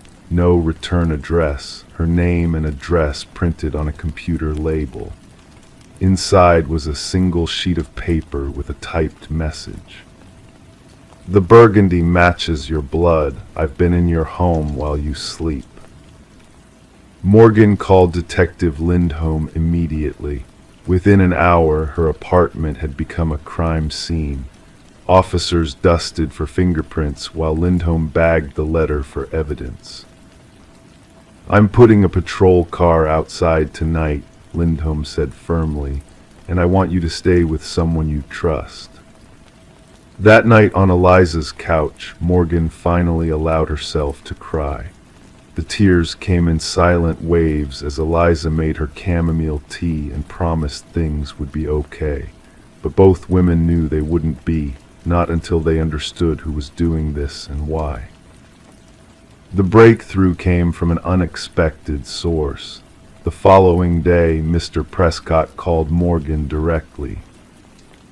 "I remembered something," he said, his voice quavering with age and urgency. "A young man came in about a month ago asking about apprenticing, said he was interested in learning the trade. I showed him around, even let him observe some repairs. He was particularly interested in how we handle coat linings." Prescott had declined to take on an apprentice, but he remembered the man's unusual intensity and the fact that he'd asked questions about several customers, including whether the designer woman ever brought in her winter clothes. With this new lead, Detective Lindholm pulled security footage from businesses near Prescott's. In grainy black and white, they identified a slender man in his early 30s entering the dry cleaners on the day in question. Something about his profile looked vaguely familiar to Morgan, but she couldn't place him. The police ran the image through their database and got a hit. Dean Mercer, age 34, with prior arrests for breaking and entering and one dismissed stalking charge. Further investigation revealed that Mercer had been employed as a maintenance worker at Westerly Designs, the firm where Morgan occasionally consulted during the period she worked on a major renovation project there. "He would have had access to your workspace," Lindholm explained, "maybe even personal information from your desk or computer." They never found Dean Mercer. A warrant for his arrest was issued, but he had already vanished from his apartment, leaving behind few possessions. What they did find, however, sent chills through Morgan, a notebook with detailed observations about her daily routine, copies of her keys, and a spool of burgundy thread. Morgan sold her apartment within a month and moved to Portland, taking a position with a larger design firm. She changed her name legally, bought new clothes, and never again visited a dry cleaner without examining every inch of what she got back. Detective Lindholm still calls occasionally with updates. No confirmed sightings of Mercer, no new evidence, just the lingering question that keeps Morgan awake some nights: is she still being followed? Sometimes when she's alone in her new apartment, Morgan imagines she can feel the weight of a wool coat around her shoulders, the scratch of thread against her skin spelling out words only she can see. She runs her fingers along the seams of her life, checking for messages hidden where they shouldn't be, wondering if she'll ever feel truly safe again. In Harborview, Mr. Prescott still runs his dry cleaning shop, but now he personally checks every garment twice before returning it to its owner. And in the lost and found box behind his counter sits a camel-colored wool coat that no one has claimed, a reminder that sometimes the most dangerous threads are the ones we never notice until it's too late. Crime 8, Morgan Reese had always been drawn to old things. The smell of aged wood, the patina on brass fixtures, the stories hidden in worn corners. When she found the small apartment in Millfield, Connecticut at such a reasonable price, she knew it was too good to be true. But Morgan wasn't one to look a gift horse in the mouth, not when she was 3 months behind on her student loans and desperate to escape her roommate situation.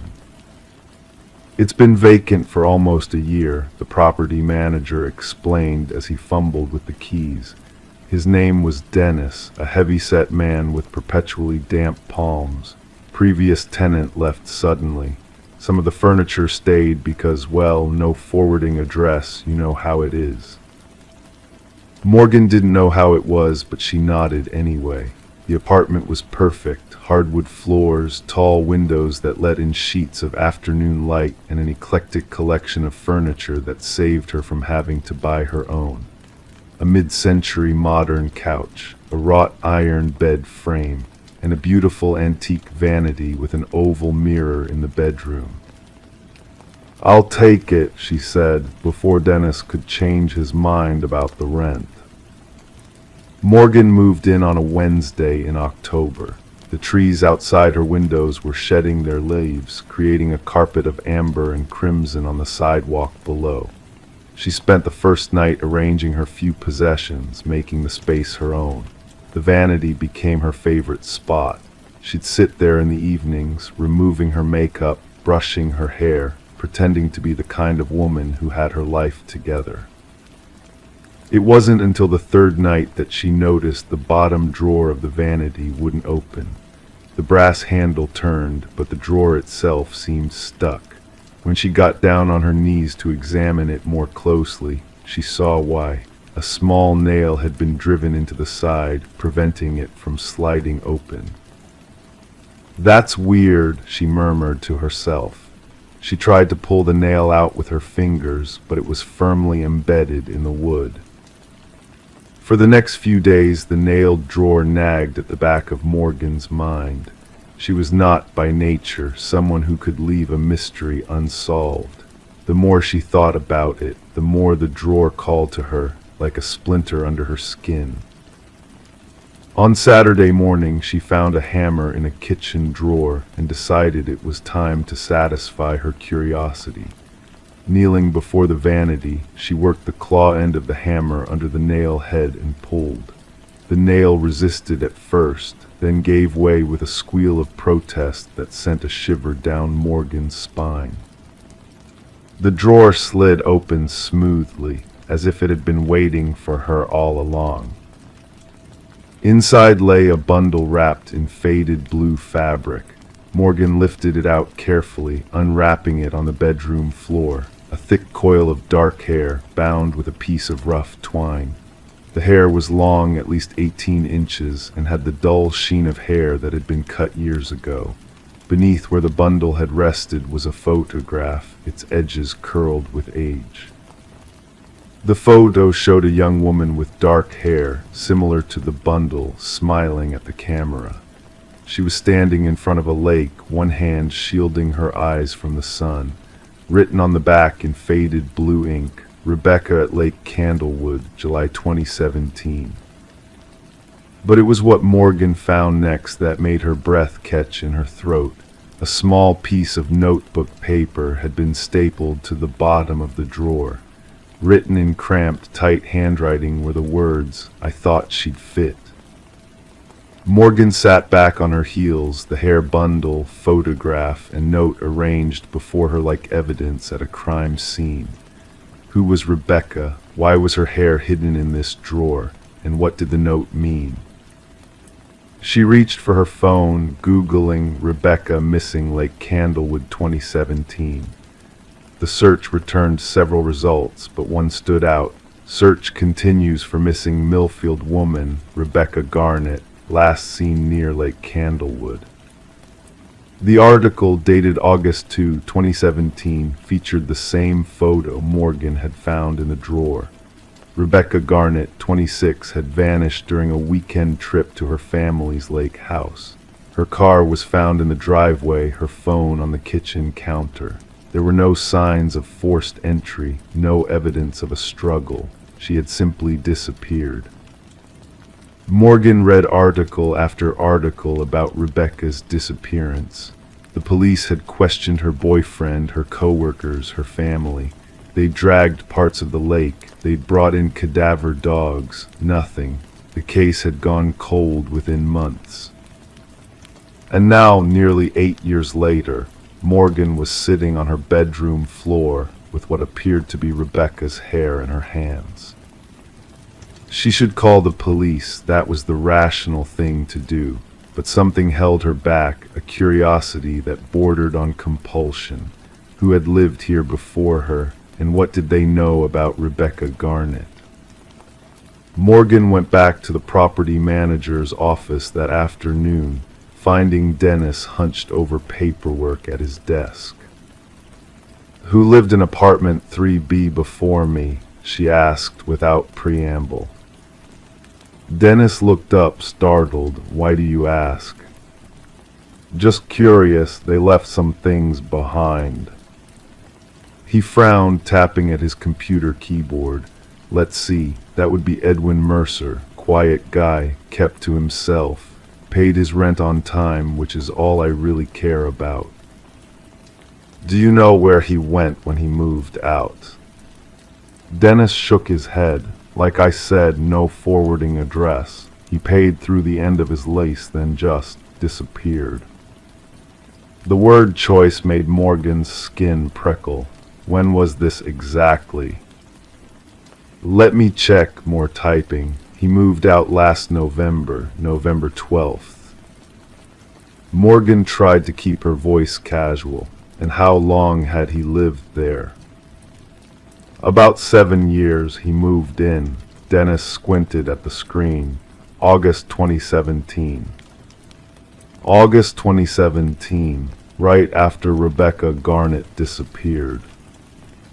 Morgan thanked Dennis and left, her mind racing. Back in her apartment, she spread everything she had learned across the kitchen table. Rebecca's hair, the photo, the note, the timeline. It was circumstantial at best, but Morgan couldn't shake the feeling that Edwin Mercer knew something about what had happened to Rebecca. But where was Edwin now, and why had he left the hair behind? If he was responsible for Rebecca's disappearance, why keep such incriminating evidence? And if he wasn't, why hide it in a nailed-shut drawer? These questions kept Morgan awake that night, staring at the shadows on her ceiling. Around 3 in the morning, she got up and went to the vanity, running her fingers along its edges, wondering what other secrets it might hold. That's when she noticed that the back panel seemed slightly loose. She pressed on it and it gave way, revealing a narrow space between the vanity and the wall. Morgan reached in cautiously, her fingers encountering something cold and hard. She pulled it out. A phone, an older model smartphone in a blue case. It was dead, but when Morgan found a charger that fit and plugged it in, the screen eventually flickered to life. The lock screen showed a photo of Rebecca Garnett, the same young woman from the photograph, smiling from a beach somewhere. Morgan stared at it, her heart pounding. This was Rebecca's phone. The one police report said had been left on her kitchen counter at the lake house. How had it ended up hidden in Morgan's vanity? Over the next few days, Morgan became obsessed with uncovering the truth. She tried countless combinations to unlock Rebecca's phone, with no success. She researched Edwin Mercer, finding little beyond a LinkedIn profile that listed him as a freelance data analyst. She even drove out to Lake Candlewood, locating the Garnett family's lake house, now sold to new owners who knew nothing about the previous residents. All the while, she debated whether to take what she'd found to the police. Would they even believe her? And if they did, would they think she was somehow involved, having waited so long to come forward? A week after finding the drawer contents, Morgan was sitting at the vanity when she heard a sound from the hallway outside her apartment. A floorboard creaking, footsteps pausing outside her door, then silence. She froze, staring at her own reflection in the oval mirror. Behind her, she could see the bedroom door slightly ajar. Was someone out there? The phone in her hand, her own, not Rebecca's, buzzed with a text message from an unknown number. "I came back for her. I see you found what I left. Are you curious about the rest?" Morgan dropped the phone as if it had burned her. She scrambled to her feet, backing away from the door, from the vanity, from everything in this apartment that suddenly felt alien and threatening. The text message seemed to hang in the air between her and safety. Who had sent it? Was Edwin Mercer outside her door right now? And what did he mean by the rest?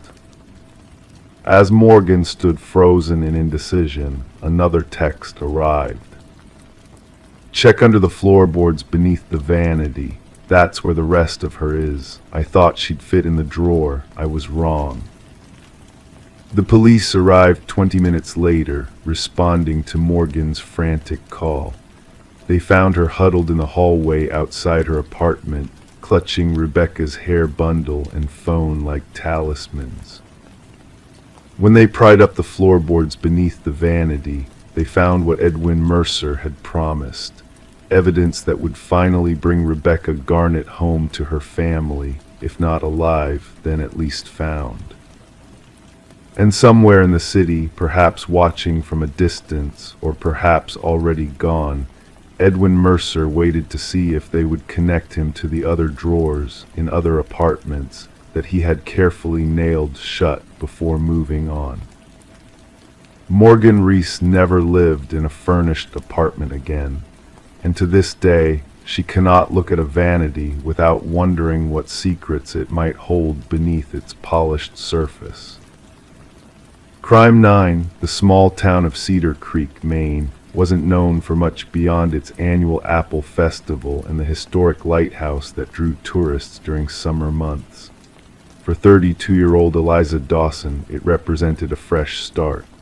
After finalizing her divorce in Boston, she'd purchased a modest 2-bedroom cottage on Willow Lane, attracted by its affordability and the dense woods that promised privacy and peace. Eliza arrived in early October 2023. The leaves were turning, painting the surrounding forest in warm hues of amber and crimson. The real estate agent had mentioned that the property backed onto a protected forest preserve, over 30 acres of undeveloped woodland. For Eliza, who'd grown up in apartments her whole life, having nature as her backyard felt like a luxury. She hadn't planned on adopting a dog, but during her second week in Cedar Creek, a stray border collie mix showed up on her porch, ribs visible and paws caked with mud. The local shelter had no reports of missing dogs matching his description. They estimated he was about 3 years old. Eliza named him Cooper and welcomed him into her new life. Her routine developed naturally. Mornings began with coffee on the back porch, watching Cooper explore the perimeter of her small yard before returning to sit beside her. Afternoons she spent writing freelance articles, and evenings often included walks with Cooper along the edge of the woods. She never ventured deep into the forest. The trails weren't maintained, and she'd heard stories about hikers getting disoriented among the similar-looking trees. November brought shorter days and a persistent chill. Eliza noticed Cooper's behavior changing subtly. He would stand at the edge of the woods, ears perked forward, staring into the trees with unusual focus. Sometimes he would bark, 3 sharp sounds that echoed before fading into the dense foliage. Eliza attributed it to wildlife, perhaps deer or raccoons moving through the underbrush. On the morning of November 17th, Cooper's barking woke Eliza before dawn. She found him at the back door, agitated in a way she hadn't seen before. When she opened the door, he bolted out and straight toward the tree line, something he had never done without her. Half dressed in sweatpants and a hastily grabbed coat, Eliza called after him, but Cooper disappeared into the woods. The morning air bit at her exposed skin as she followed, calling his name. The forest floor was damp with recent rain, making each step uncertain. She had only gone about 50 yards in when she heard Cooper barking, not the alert bark she was familiar with, but persistent, urgent sounds. "Cooper," she called, pushing aside low-hanging branches. The trees gave way to a small natural clearing, no larger than her living room. Cooper stood rigid, hackles raised, fixated on what looked like a small mound beneath a pine tree. As Eliza approached, the shape became clear. A tent, military green, partially collapsed on one side but clearly a temporary shelter. It was small, a one-person backpacking tent designed for minimal visibility. Cooper wouldn't approach it. He circled, maintaining distance, his eyes never leaving the zippered entrance. Something about his behavior made Eliza hesitate. The tent looked abandoned yet purposeful in its placement, hidden from casual view but positioned where it would have a direct line of sight to the back of her house. "Hello," she called, her voice sounding unnaturally loud in the morning stillness. "Is anyone there?" No response came from the tent. Eliza took her phone from her pocket, relieved to see she still had signal, though weak. She took a photograph of the tent, then slowly approached. Cooper whined but stayed close to her legs. The entrance zipper was pulled completely closed. Eliza noticed something unusual. It appeared to be zipped shut from the inside. A chill that had nothing to do with the November air traveled up her spine. She took a step back, debating whether to return home and call the local police. But curiosity, mixed with a need to understand what this tent was doing so close to her property, pushed her forward. Using a fallen branch, Eliza carefully pulled at the zipper tab. The sound of teeth separating seemed amplified in the quiet woods. Cooper growled softly. The entrance opened enough for Eliza to peer inside, revealing a cramped, abandoned living space. A sleeping bag lay unrolled but empty. A small battery-operated lantern sat in one corner, its switch in the off position. What caught Eliza's attention, however, was a plastic storage container, the kind used for leftovers, its lid secure. Beside it lay several food wrappers, energy bars, and beef jerky packaging in 2 empty water bottles. A notebook, its pages blank but marked with indentations as if something had been written on now-removed pages, sat atop a backpack. Eliza's fingers trembled slightly as she reached for the plastic container. It wasn't locked, just sealed with a simple snap lid. When she opened it, her breath caught audibly. Inside were photographs, dozens of them, all printed on regular computer paper, arranged in chronological order with dates written in neat handwriting on the back of each. The first was dated October 4th, the day Eliza had moved in. It showed her car in the driveway, boxes visible through the open trunk. The next showed her standing on the front porch, taking the keys from the real estate agent. Each subsequent photo documented her first weeks in the house. Eliza getting mail, Eliza working at her laptop by the kitchen window, Eliza reading on her back porch. The final photo, dated just 3 days prior, showed her and Cooper walking along the edge of the woods at dusk. All taken from different angles around her property, all capturing moments she had believed were private. Cooper's sudden barking made Eliza drop the container, scattering photographs across the tent floor. She spun around, heart pounding, but there was only the empty clearing and the sounds of the forest. Her hands shaking more violently now, she gathered the photos and shoved them back into the container, taking it with her as she backed out of the tent. The walk back to her house felt longer, every shadow between the trees suddenly significant. Once inside, doors locked and curtains drawn, Eliza called the Cedar Creek Police Department. Officer Thomas Reed arrived 40 minutes later, his cruiser crunching gravel as it pulled into her driveway. Reed was in his mid-50s, with the weathered face of someone who spent considerable time outdoors. He listened to Eliza's account without interruption, examined the photographs, and then asked to see the tent. With Cooper remaining behind, Eliza led the officer through the woods to the clearing. The tent was gone. Not just packed up, completely removed, with only a flattened patch of forest floor indicating it had ever been there. The food wrappers, the water bottles, the notebook, all gone. If not for the container of photographs clutched in her trembling hands, Eliza might have questioned her own experience. "You're sure this is the spot?" Officer Reed asked, kneeling to examine the compressed leaves and soil. "Positive," Eliza replied, her voice barely above a whisper. "It was right here, underneath this pine tree." Reed's investigation expanded over the following days. The photographs were entered as evidence. Forensic technicians found partial fingerprints on some of the glossier images, but they matched no records in their database. The woods were searched systematically by a team of officers, but no further signs of the tent or its occupant were discovered. The photos themselves revealed something disturbing upon closer examination. Some showed Eliza inside her home, through windows, in rooms where she had yet to install curtains. The angles suggested the photographer had moved freely around her property, documenting her life with methodical precision. Neighbors were interviewed. A family 2 houses down mentioned seeing an unfamiliar blue sedan parked along the road several times in October, but couldn't recall specific dates or details about the driver. The elderly woman across the street reported hearing footsteps around her yard late one night, but had assumed it was local teenagers. Officer Reed arranged for increased patrols in the area and advised Eliza to install a security system.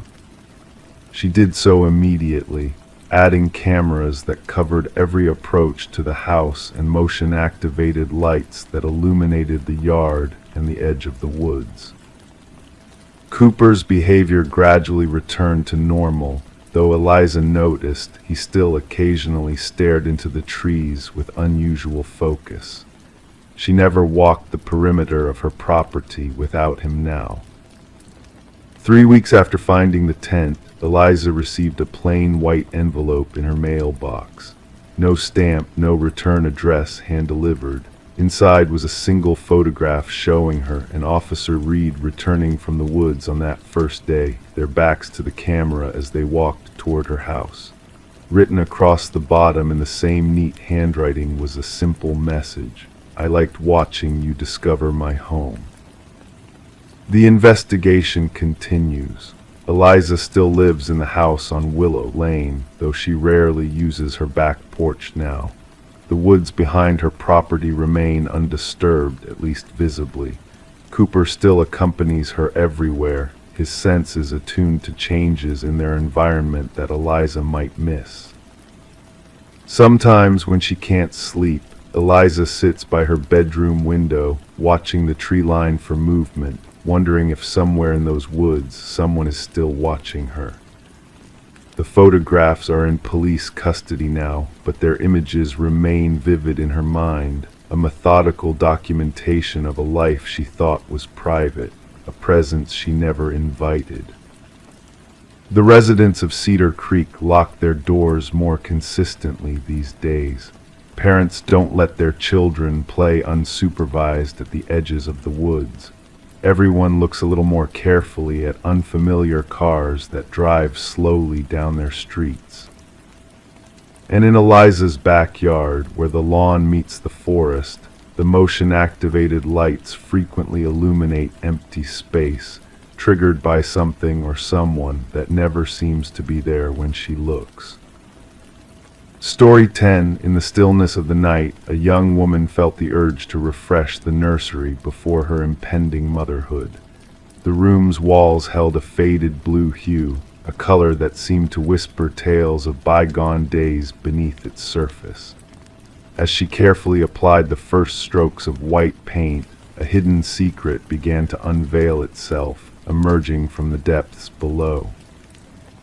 At first, the revelation was faint, almost imperceptible, but gradually the hidden message became clearer, etched beneath the layers of paint. "Don't let it hear you."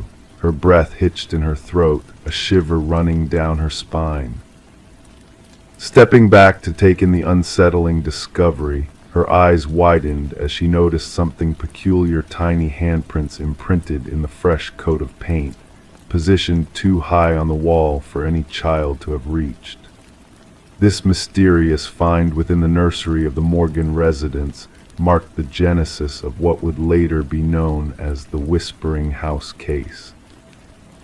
The young couple had acquired the Victorian-style home not long ago, lured by an unbelievably low price that concealed a hidden history.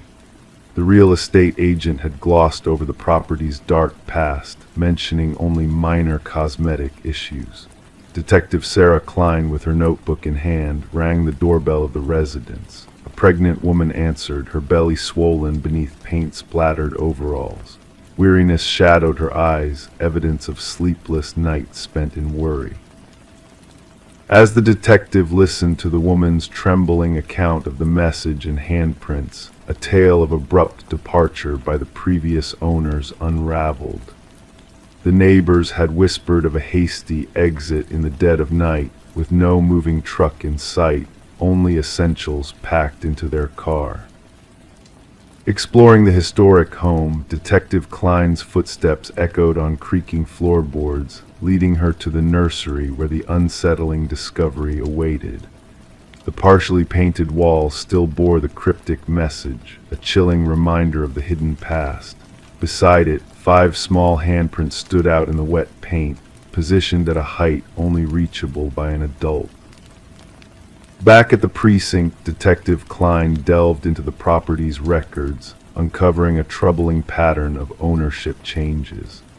The house had passed through 8 hands in 3 decades, an unusually high turnover rate. More disturbing were the child welfare reports linked to 3 of those families, detailing whispers and unseen watchers plaguing the children. Further investigation unearthed the house's connection to Alina Blackwood, a wealthy widow who had run an orphanage on the premises during the industrial era. 5 children had vanished under her care, presumed to have fled. However, a sealed room discovered behind the nursery wall, containing the children's belongings but no remains, hinted at a darker truth. Interviewing former residents revealed a recurring narrative of eerie incidents, rearranged toys, ghostly laughter, and mysterious drawings. The chilling messages found during nursery repainting sessions echoed the warnings of the past, all bearing Alina's twisted handwriting.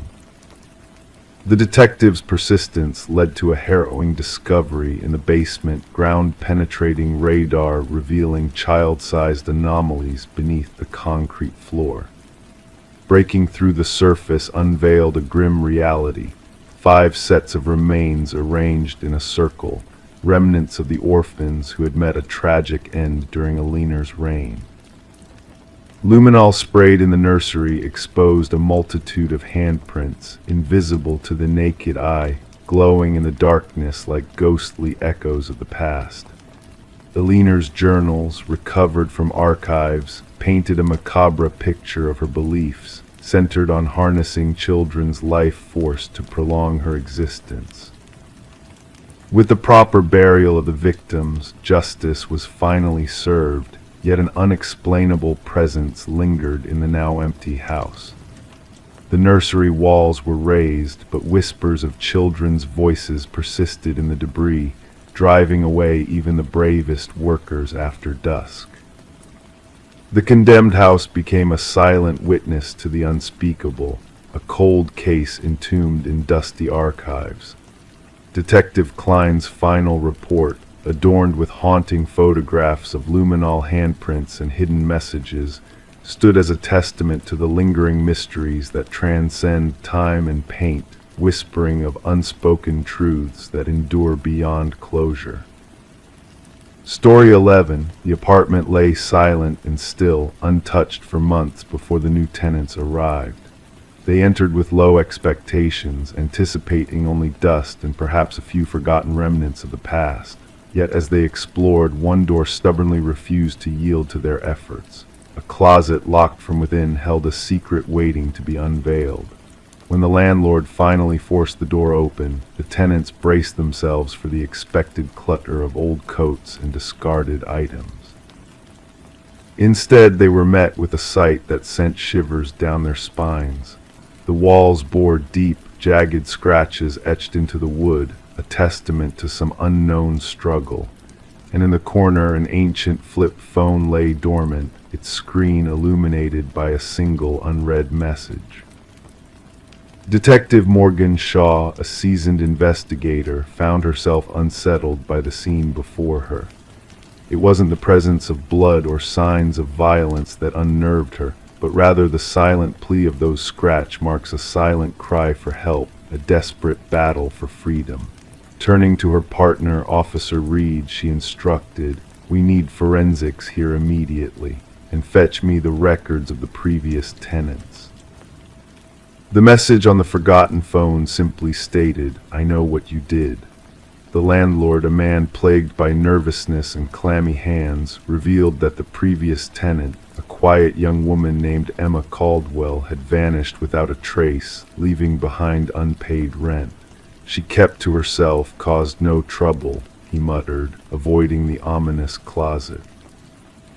Forensic analysis uncovered a chilling revelation within the scratch marks on the wall's multiple blood samples, most belonging to Emma herself. However, two distinct DNA profiles emerged. One remained a mystery, unidentifiable in the system. The other matched a man who had supposedly perished in a car crash 2 years prior. Shaw's brow furrowed in disbelief as she studied the perplexing findings. Emma's apartment hinted at an interrupted existence, unopened mail, a lone coffee mug in the sink, a meticulously made bed. Her phone records painted a picture of routine conversations with her sister abruptly halted, replaced by a flurry of calls from an unknown number in the weeks leading up to her disappearance. The sister mentioned a mysterious boyfriend, Officer Reed reported, described as intense and private. Surveillance footage captured the haunting moment when Emma entered her building one fateful night, trailed shortly after by a shadowy figure in a baseball cap. The pieces began to align when partial fingerprints matching the presumed deceased Derek Mercer were discovered on the closet's interior doorknob. "He staged his death," Shaw murmured, piecing together the puzzle. "But why and what link does he share with Emma?" The unidentified DNA sample led them to another missing person, Lynette Porter, who had vanished years earlier. Shaw's investigation unveiled a grim connection between the two cases, linking Mercer to a twisted web of deception and cruelty. Lynette, found alive but emaciated in a secluded property owned by Mercer's family, whispered haunting words of torment and captivity. As the evidence mounted against Mercer, journals of control, photographs of his victims, and chilling video recordings of Emma's final moments, a manhunt ensued, spanning across jurisdictions. The psychologist's profile of Mercer painted a sinister picture of a man driven by a desire to inflict suffering and witness the erosion of hope in confined spaces. Upon Mercer's capture, a new identity in hand and plans for escape thwarted, he maintained an eerie composure during interrogation. "She sent that message herself," he coolly asserted, deflecting culpability. The trial exposed Mercer's elaborate charade of death, his sinister schemes unraveling under the weight of irrefutable evidence. The jury swiftly delivered a guilty verdict, condemning Mercer to a life behind bars. Lynette Porter, standing tall in the courtroom, declared, "While he languishes in darkness, I choose to bask in the light." The case spurred a reevaluation of missing persons protocols, emphasizing the importance of scrutinizing relationships and rental properties in investigations.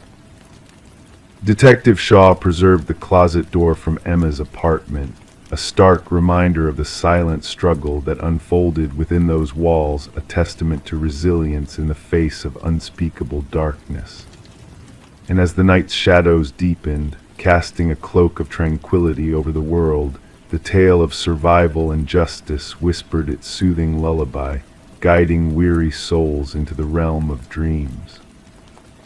Story 12. In the heart of the town, the old library stood with its walls whispering forgotten tales.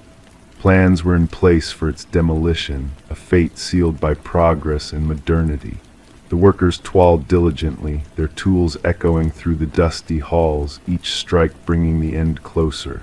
Yet fate had other plans hidden beneath the layers of time. As the workers neared the final stages, a subtle twist of destiny unfolded. A worker, his hands calloused from years of labor, stumbled upon a secret latch concealed within the depths of a worn bookshelf.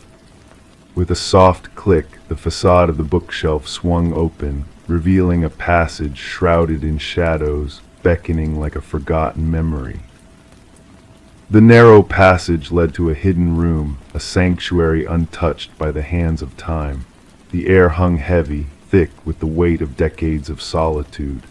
No furniture adorned the room except for a solitary chair, its existence a stark contrast to the barrenness that surrounded it.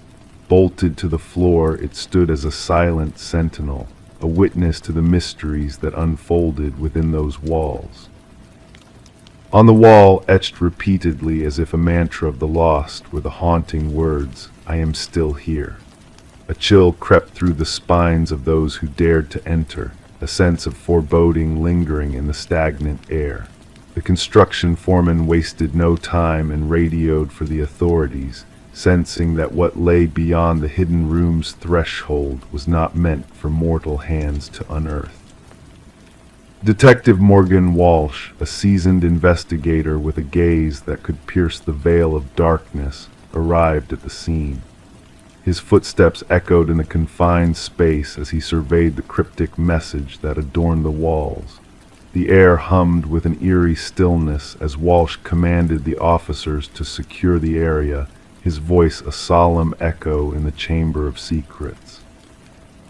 The history of the library cast a shadow of intrigue over the unfolding mystery. Once belonging to the esteemed Harrington family, the building had been a beacon of knowledge until tragedy struck. The disappearance of their daughter, Rebecca, had cast a long shadow over the family, leaving unanswered questions lingering in the air like a haunting melody. Forensic technicians delved into the hidden room, unraveling the threads of a sinister tapestry. Hair and fibers clung to the chair, whispers of a struggle long forgotten. Traces of blood and skin cells painted a macabre portrait on the scratched walls, hinting at a story untold, a tragedy buried beneath the facade of normalcy. Walsh delved deeper, unraveling the threads of the Harrington family's past. The timing of the library's donation raised suspicions, a puzzle piece in a larger enigma. The contractor, a shadow of the past, held secrets within the walls he erected, secrets that echoed through the passage of time. As the investigation unfurled, a chilling revelation emerged. The DNA found in the hidden room matched that of Rebecca, weaving a tale of captivity and betrayal. Maxwell Harrington, the family patriarch, stood at the center of the storm, his facade of respectability crumbling under the weight of truth. In a quiet coastal community, Maxwell faced the echoes of his past. The leather-bound journal, a damning testament to his descent into darkness, held the key to a mystery long buried. The truth, a bitter pill to swallow, revealed a heinous crime committed in the name of family honor. Rebecca's remains, a somber reminder of a life cut short, lay beneath the floor of the hidden room, a silent witness to the horrors she endured. Justice, a slow-moving specter, finally caught up with Maxwell, sealing his fate in the annals of history. The library, once slated for destruction, now stood as a monument to the fallen, a testament to the darkness that lurked behind closed doors. Flowers adorned its entrance, a gesture of remembrance for a life lost but never forgotten. and in the quiet whispers of the wind, Rebecca's message echoed eternally. I am still here, a haunting melody of justice served and peace found in the shadows of the past. Story 13, the hotel appeared worn, forgotten, a temporary stop for weary travelers. The receptionist handed her the key with a peculiar expression. Just avoid the last door on the left, he whispered cryptically. Intrigued, she felt drawn to it that night. Walking down the shadowy corridor, she hesitated in front of it. The doorknob chilled her hand. The door seemed ordinary, yet when she pressed her ear to it, she heard a faint breath from the other side. Detective Morgan Reed yawned and entered the room, slipping under the caution tape sealing off the crime scene. A metallic scent lingered in the air, unmistakable. Blood stained the floor, blending with the dim carpet's patterns. The room held contradictions, a pristine bathroom, an untouched bed, and the gruesome sight in between. A young woman lay motionless, her blonde hair splayed around her like a halo. Her vacant eyes seemed to stare into eternity, frozen in a mix of surprise and fear. Reed knelt beside the victim, careful not to disturb the evidence markers. The forensic expert spoke matter-of-factly, third one this season, same as the others. Reed nodded silently, taking in the elegant attire of the victim, a stark contrast to the shabby motel surroundings. The open handbag on the bedside table revealed no signs of theft. This was not a crime of opportunity, it was personal. The hotel manager lingered anxiously at the threshold, his face drained of color. She checked in a loan, paid cash I never imagined. His voice faltered. The maid discovered her during cleaning. Reed surveyed the scene, noting no forced entry or defensive wounds on the victim. She had either trusted her killer or known them beforehand. Back at the station, Reed pinned photos to the board, 3 women, strikingly similar, all found in rundown motels. Rumors of a serial predator swirled, prompting the media's questions. Autopsy results are in, Detective Hayes informed her, handing over a file. Death by manual strangulation. No DNA under the victim's nails, no signs of assault. Reed pondered, realizing this was a personal vendetta, not a random act. Days blurred as the investigation deepened. Surveillance footage revealed nothing significant. The victim, Elaine Werner, a financial analyst, seemed out of place in such a setting. Her meticulous nature clashed with willingly staying in that motel. A breakthrough came during an interview with Werner's sister, who mentioned a mysterious man from work, identified only as C, possibly married. Reed delved into Werner's workplace, finding a business card hidden in her desk pointing to Charles Emerson, a senior vice president. Emerson appeared cooperative but distant during questioning, his alibi airtight, yet Reed sensed unease in his demeanor. Forensic evidence later linked him to the crime, revealing a chilling web of deceit. Emerson confessed to the affair but denied involvement in the murder. However, evidence uncovered his sinister motives. He meticulously targeted women resembling his wife in their youth, luring them to motels under false pretenses. The interrogation cracked his facade, exposing a cold, calculated killer driven by fear of exposure. The trial ended swiftly, condemning Emerson to life behind bars. As he was led away, Reed caught a glimpse of emptiness in his eyes, a void where empathy should have resided. The media dubbed it the door on the left case, sparking widespread analysis and fascination. But for Reed, the case lingered, haunting her late-night walks past hotel rooms, each door holding untold mysteries. In the evidence vault, 3 hotel keys lay dormant, reminders of lives shattered by one man's twisted desires. Some doors once opened, never truly close. Story 14.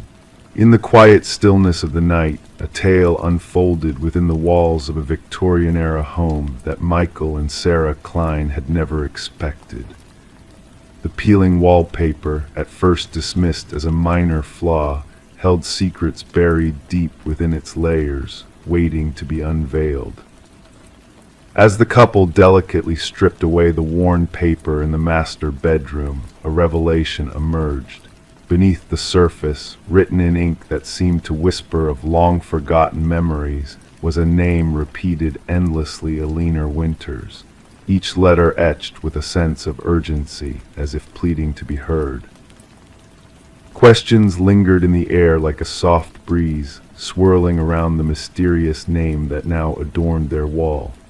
It was a name unknown to them, absent from all records and histories tied to the house.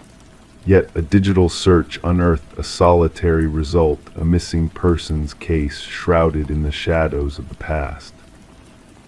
The photograph that greeted them online sent shivers down their spines. The woman in the image bore a striking resemblance to the previous owner of their new abode, the enigmatic Margaret Cavendish, her silver-streaked dark hair cascading like a veil over secrets untold. Michael and Sarah had never planned to delve into renovations so soon after moving in. The allure of the old house, with its intricate woodwork and soaring ceilings, had drawn them in like a siren's song. But now they found themselves entangled in a mystery that whispered of a tragedy long buried. The initial discovery of the name Alina Winters sparked a curiosity that soon blossomed into an obsession. Late nights were spent poring over property records, tracing the intricate web of ownership that led them to Margaret Cavendish, a woman with a past intertwined with shadows and echoes of a life lost. Their makeshift investigation unearthed a past that refused to stay buried. Margaret's fleeting ownership of the house raised suspicions, hinting at a hidden truth waiting to be uncovered. The retired detective's voice crackled over the phone, recounting a cold case that had haunted him for years. Alina Winters, a name etched in ink and memory, had vanished without a trace. The echoes of her disappearance reverberated through time, mingling with the whispers of the present. The walls of the house seemed to hold secrets that begged to be revealed, a silent witness to a crime long forgotten. Forensic teams descended upon the house, their meticulous work revealing clues hidden within the very fabric of the walls. Ink stains that spoke of desperation, of a mind teetering on the edge of sanity, and beneath the floorboards, a hidden cache of identities that blurred the lines between truth and deception. As the investigation unfolded, a chilling truth emerged from the shadows. The name Alina Winters had been a beacon in the darkness, a thread connecting past and present in a tapestry of deceit. Rebecca Eldridge, a woman fractured by a mind consumed by alternate realities, had woven a web of identities to hide a heinous crime. The excavation of the backyard yielded grim discoveries, remnants of a life lost to the sands of time. Alina Winters found at last beneath the earth, her story finally coming to light, and Rebecca, known to the world as Margaret, stood on the precipice of truth and fiction, her fractured mind laid bare.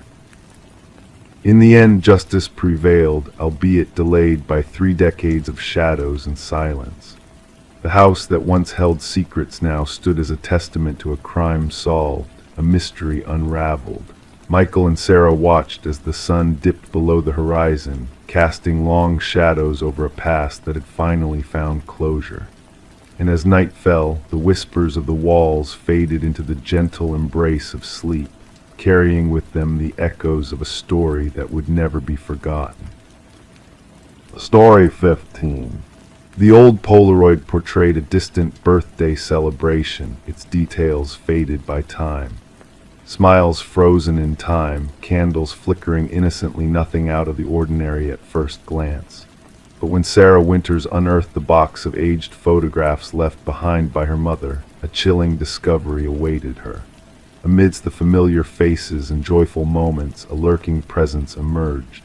A man, shrouded in shadows, lingered in the background of each image, moving closer with each passing photo. He was a stranger to the family, yet a silent specter haunting their past. Sarah stumbled upon the collection while sorting through her mother's attic after the funeral, the nondescript box marked Memories, containing a trove of bittersweet nostalgia. What should have been a comforting journey down memory lane instead unfurled as the prologue to a sinister mystery. In the initial photograph, he was a mere outline on the periphery, a mysterious figure standing near the glass door during Sarah's 7th birthday bash. As the snapshots progressed, he insidiously crept into the frame, positioning himself closer to the unsuspecting subjects, his intentions veiled in shadow. Alarmed by the spectral presence, Sarah reached out to her father, her voice quivering as she relayed the unsettling revelation. His response was laced with disbelief, denying the existence of any unfamiliar figure in their cherished family photos. Desperate for answers, Sarah captured digital images of the Polaroids and dispatched them to her father, only to receive a call fraught with unease. The enigmatic man remained a phantom, defying logical explanation. Detective Marcus Reed lent a sympathetic ear as Sarah laid out the haunting photographs on his desk, raindrops tapping a melancholic rhythm against the precinct windows, casting ephemeral shadows on the unsettling evidence. With a weathered grace, the detective meticulously scrutinized each photo, his gaze sharpening as the peculiar pattern unraveled before him. The mysterious figure's progression through the scenes, inching closer to the children with each frame, painted a disquieting narrative that transcended mere happenstance. Intrigued by the enigma at hand, Reed probed into the depths of the past, delving into the memories of those who had once graced the birthday party captured in the photographs. Yet no one could recall the elusive man. No external presence had been invited into the intimate gathering. The puzzle deepened as facial recognition technology faltered against the deliberate concealment orchestrated by the spectral figure, a phantom with a chilling purpose.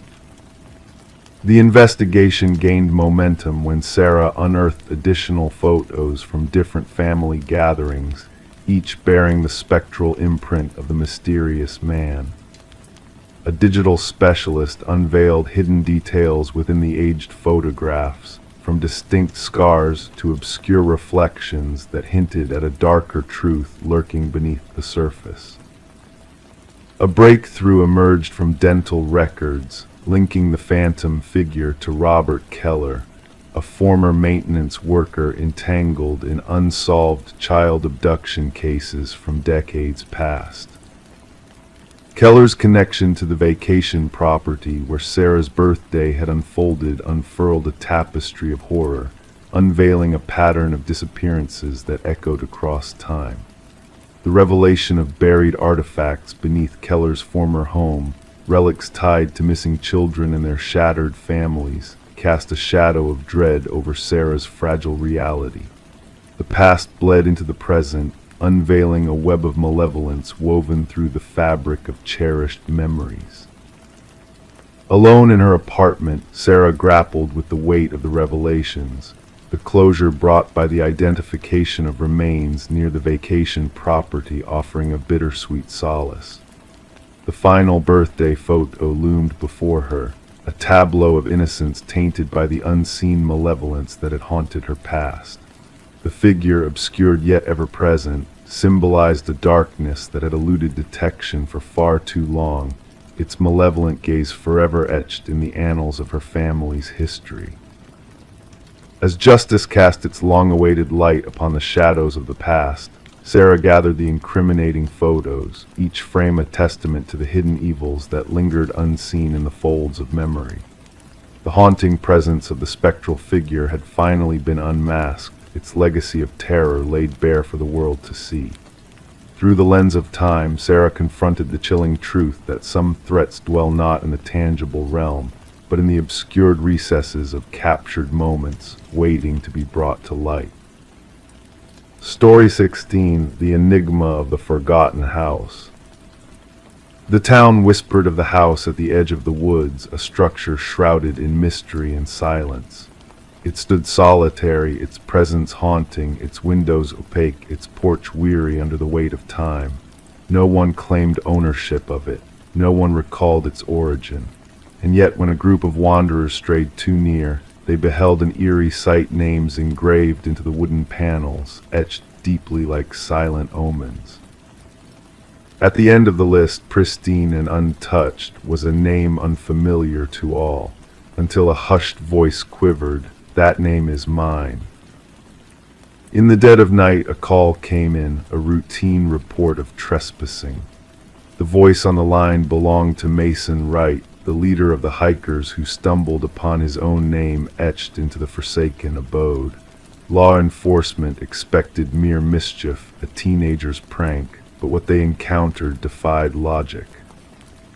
Detective Sarah Keller arrived as twilight descended upon the forest. Her flashlight pierced the darkness, revealing the weathered exterior of the house.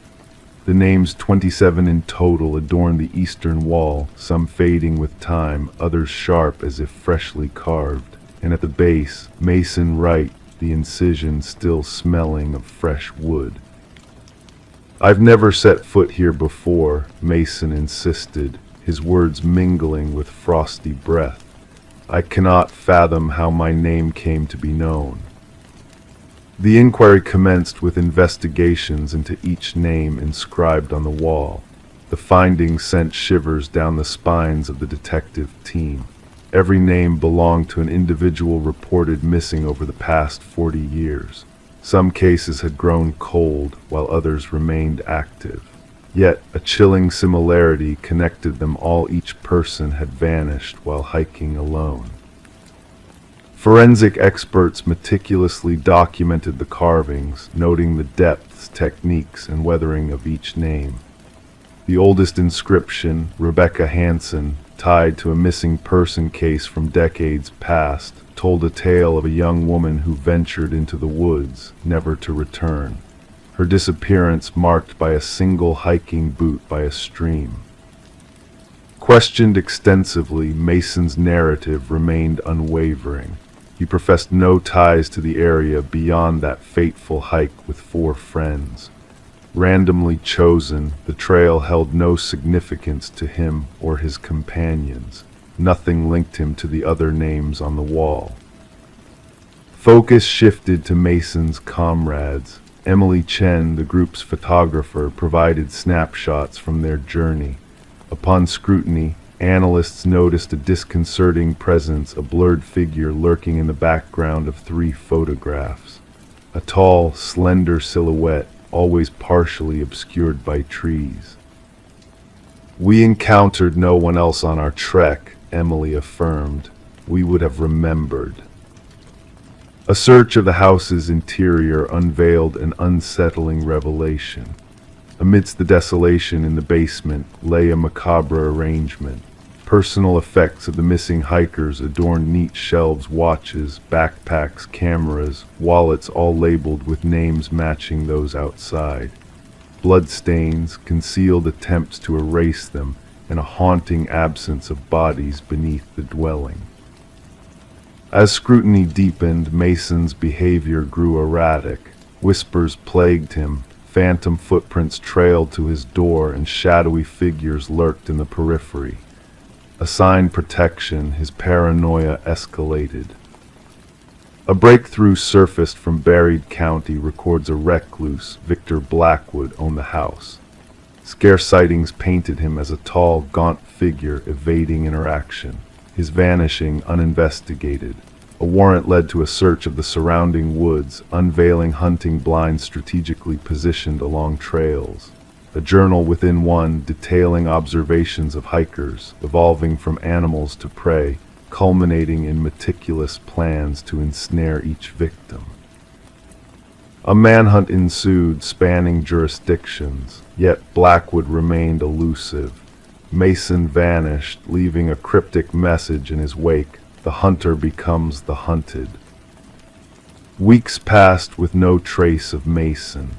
A chilling discovery during a secondary search of Blackwood's abode revealed a hidden workshop, a freshly carved name recognizable to Detective Keller. The lead forensic technician, missing that very morning, now a target. Surveillance enveloped the house, awaiting the predator's return. 3 nights later, sensors stirred. Security footage captured a specter emerging from the forest, tall, slender, and ethereal. Tactical teams closed in, only for the figure to vanish without a trace. To this day, the house remains under watchful eyes. Mason and the technician remain lost, the investigation ongoing as similar vanishings grip forested regions. The names etched on the wall echo through law enforcement circles, a chilling reminder of the unspoken terrors that lurk. Hikers steer clear, fearful that a mere mention may consign them to a fate of silence, the names unuttered. Story 17. The new owners found it peculiar, the crackling old intercom system that stirred to life late at night, a relic of yesteryears revamped but left in oblivion. And then one evening the husband, driven by curiosity, pressed the button. A hushed whisper crackled through the speaker. "Why have you returned?" Startled, he recoiled, hands trembling. His wife, peering over his shoulder, murmured, "I never uttered those words." Nestled amidst ancient oak trees, the Victorian manor stood, its aged facade concealing a modernized interior. Daniel and Meredith Parker had acquired the estate at an unexpectedly modest price, despite the realtor's uneasy demeanor during the showing. The intercom system, a vintage charm linking all rooms, had captured the hearts of the couple who cherished history. Detective Sarah Reeves arrived at the property, the gravel crunching beneath her unmarked car's tires. The call had hinted at a possible break-in, yet the dispatcher's tone implied a deeper narrative. Daniel Parker, his complexion pale even in the faint porch light, welcomed her at the door. "It all began with the intercom," he recounted, guiding Detective Reeves through the imposing foyer. Initially just static, then whispers, and eventually complete sentences. "My wife doubted me until she heard it herself." In the living room, Meredith sat stiff on an antique sofa, hands clenching an untouched steaming mug. "We stumbled upon something hidden behind the wall," she disclosed without preamble. Daniel was expanding the kitchen pantry, and upon removing the drywall, her voice wavered. Concealed behind the wall, encased in deteriorating plastic, they unearthed a small leather-bound journal. Donning gloves, Detective Reeves delicately unfolded its brittle pages. The script, elegant yet frantic, belonged to a certain Alina, the previous apparent owner. The entries chronicled her escalating suspicions of her husband Vincent's sinister intentions. "The last entry dates back 30 years, Daniel clarified, and after that, silence. The previous owners mentioned purchasing it from an elderly man who relocated to a retirement community.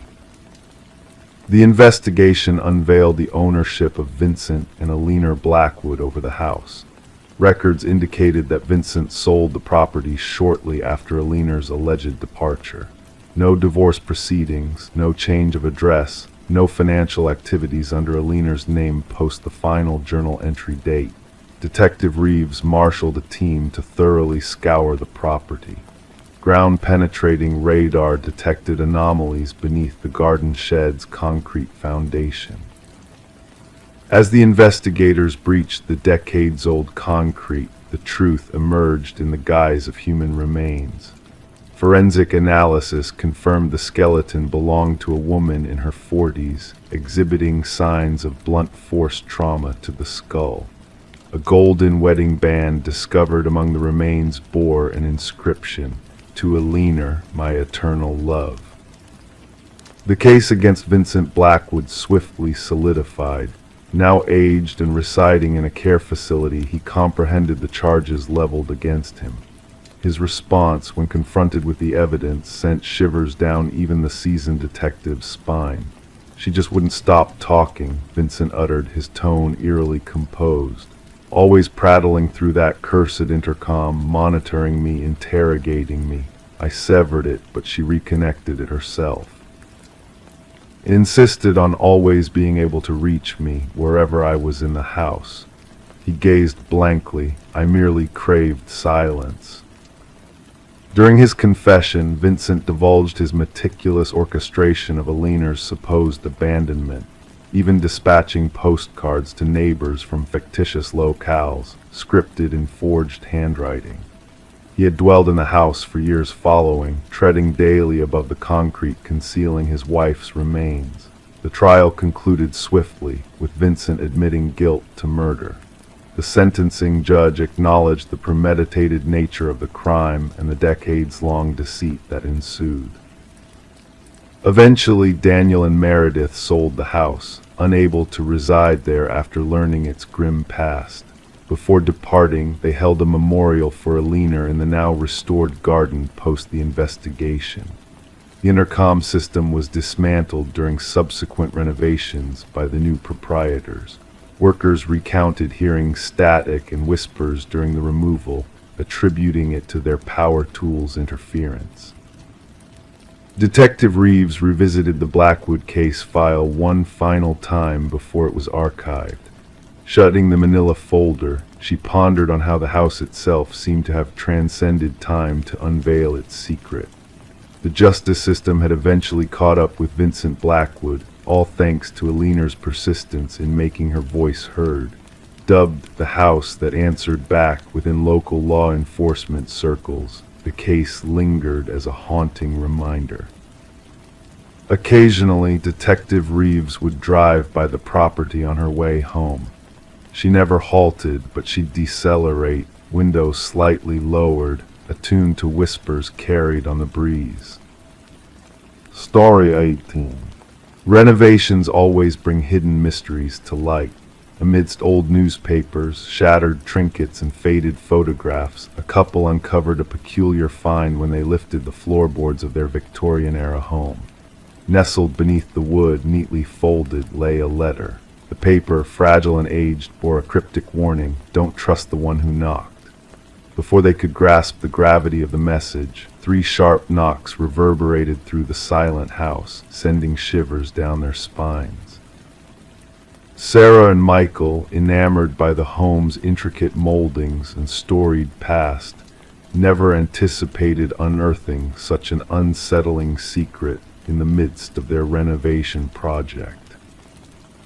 Detective Alina Reed arrived at the scene with her partner, the floorboards still upturned, unveiling the shadowy void beneath. With weathered hands accustomed to handling evidence, she delicately retrieved the note, mindful of potential contamination from the couple's touch. As Sarah and Michael recounted the chilling knocks, Reed scrutinized their expressions, detecting genuine fear in their eyes. Background checks on the couple revealed no cause for suspicion. Newlyweds with solid credit and steady jobs, they seemed an unlikely target for intrigue. However, the house itself bore a complex history. Previously occupied by the Hargrove family for generations, it had sat empty for 2 years following the passing of the last resident, Margaret Hargrove, a reclusive yet amiable widow with no known enemies, and a peaceful demise attributed to natural causes. Despite the seemingly straightforward narrative, an unsettling aura lingered. Forensic analysis dated the enigmatic note back 2 decades, its distressed handwriting hinting at underlying fear or urgency. Margaret, in her 60s at the time, lived with her late husband, Franklin, whose passing preceded hers by 5 years. Reed delved deeper, scouring county records and interviewing acquaintances of the Hargroves, unearthing tales of Franklin's descent into paranoia during his final years as a retired teacher known for his woodworking craftsmanship. A breakthrough emerged during Reed's conversation with Margaret's elderly sister, residing in a nursing facility. Through fading memories, she divulged a chilling truth: Margaret's fear of the collector who came knocking thrice, demanding payment for Franklin's gambling debts. Despite Margaret's efforts to sell the house to settle the debts, Franklin's stubborn refusal perpetuated their harrowing predicament. Returning to the house with a forensic team, Reed orchestrated a meticulous search, ultimately unearthing a grim discovery beneath the foundation: a male skeleton, bearing the unmistakable marks of a violent end. Dental records negated the possibility of it being Franklin, whose remains had been cremated per his wishes. The wallet found alongside the remains identified the victim as Victor Mercer, a notorious loan shark and gambling collector who had vanished without a trace 2 decades prior. As pieces of the macabre puzzle fell into place through forensic evidence and Margaret's concealed diaries, a tragic narrative unfolded. Franklin, driven to a breaking point by Mercer's threats against his wife, resorted to deadly violence in a desperate bid to protect their fragile existence. The once tranquil crawlspace transformed into a silent witness to a gruesome act veiled beneath the floorboards. Margaret, burdened by complicity and fear, bore the weight of their shared secret alone after Franklin's passing. Her diary entries, laced with paranoia and dread, echoed the phantom knocks she claimed to hear, a haunting reminder of the past that refused to be buried. The case, laden with long-buried truths, closed with the belated justice served to Mercer's remaining kin. Sarah and Michael, unable to reconcile the home's haunting legacy, relinquished it to the past, leaving the renovations incomplete and the house forsaken. Whispers among locals spoke of spectral echoes in the night, a trio of knocks that pierced the silence, their origin shrouded in mystery. The ominous note, preserved in evidence, continued to bear its enigmatic admonition: "Don't trust the one who knocked." Margaret's cryptic warning lingered, leaving unanswered questions in its wake.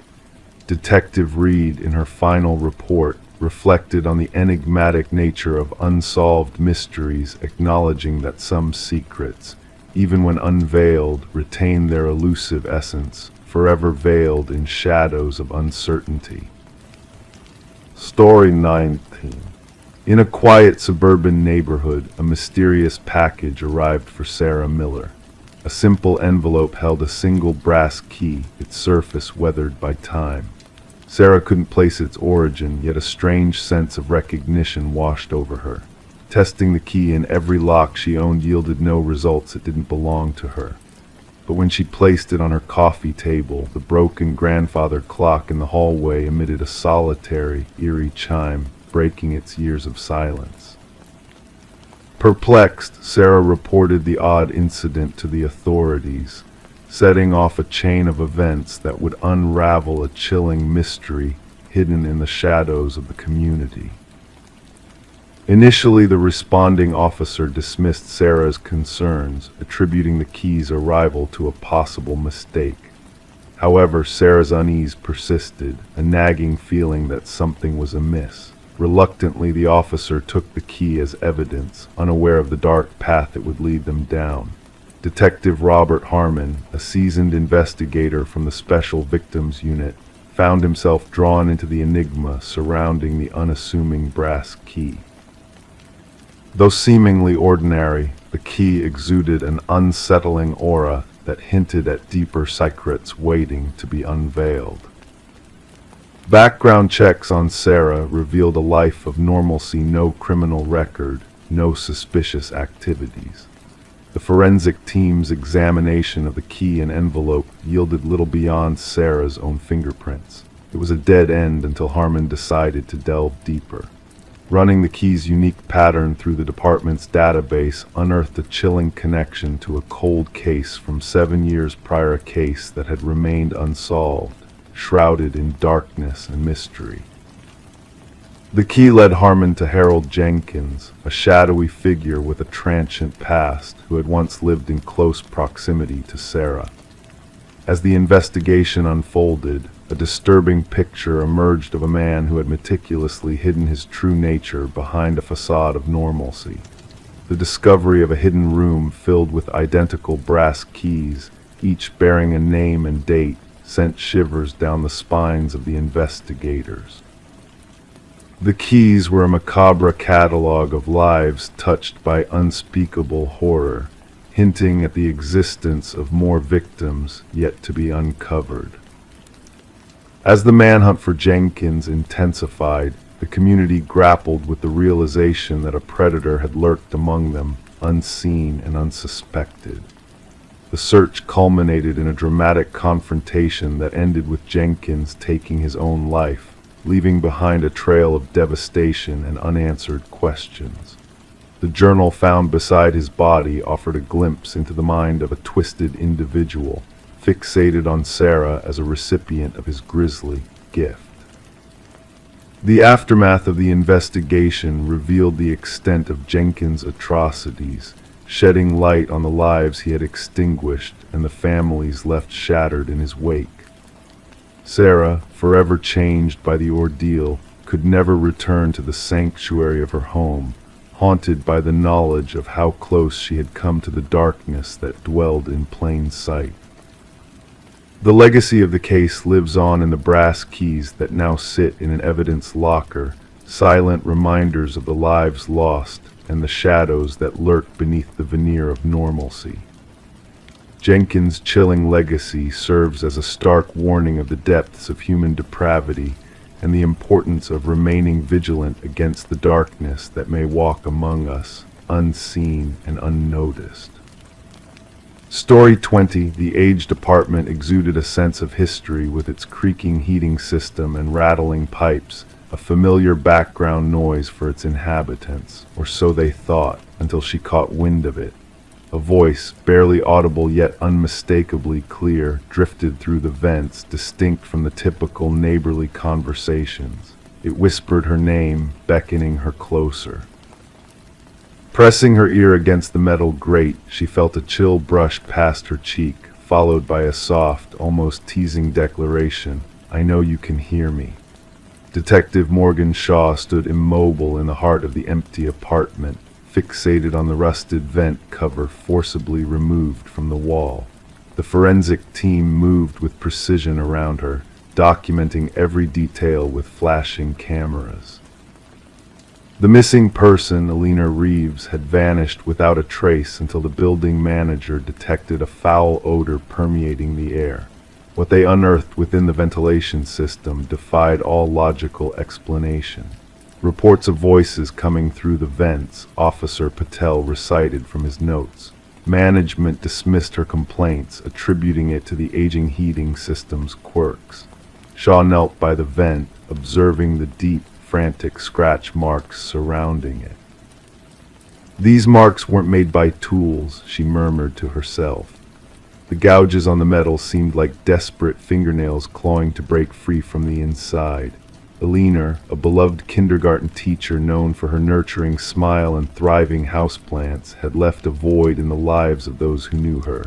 Her absence was felt by her students, who crafted cards in her honor, and by her sister, who initiated the search. He grew increasingly paranoid before vanishing, her sister disclosed during the interview, her voice quivering with emotion. Alina was convinced someone was watching her, speaking to her through the vents in her apartment. I attributed it to work stress. Shaw scrutinized the apartment anew. The meticulously made bed, the unwashed coffee mug, the chair strategically placed beneath the vent as if someone had been perched there, listening intently. The forensic analysis unraveled unsettling revelations. Fibers entangled in the vent matched those from Alina's cherished cardigan. A foreign fingerprint not belonging to Alina was discovered inside the vent cover. Most chilling were the audio recordings retrieved from Alina's phone. Shaw sat in her car, rain drumming on the rooftop as she listened to Alina's hesitantly fearful voice. "If you're real, say something." 20 seconds of silence ensued before a barely audible response trickled through, a whisper so faint Shaw had to amplify the volume to its maximum. "Alina, sweet Alina, let me in." Delving into the building's background yielded a dark past. 7 prior tenants had abruptly vacated the premises within a decade, citing peculiar noises within the walls. One had suffered from carbon monoxide poisoning, recounting hallucinations of voices emanating from the vents. Harold Weber, the building superintendent for 15 years, bore no conspicuous red flags in his file, yet his access to every apartment raised suspicion. During interrogation, his demeanor remained eerily composed. Old buildings make noises, he dismissed casually. People get spooked, it's just the settling of the structure.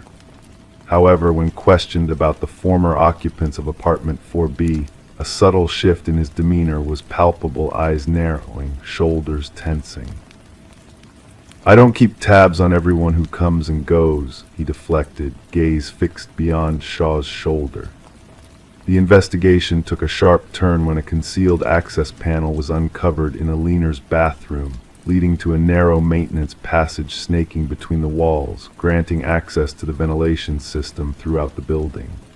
Within this covert passage lay a cache of items, a flashlight, a water bottle, food wrappers. Someone had been dwelling within the walls, observing, listening, whispering. Shaw authorized a search of Weber's residence. Impeccably neat, almost sterile in its lack of personal touch until his computer was scrutinized. Files meticulously organized by apartment numbers unveiled hundreds of audio recordings, phone conversations, and invasive snapshots of Aliner captured through vents and peepholes. His digital journal chronicled his twisted relationship with her.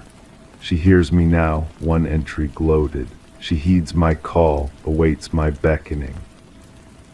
Soon she shall join me within the walls."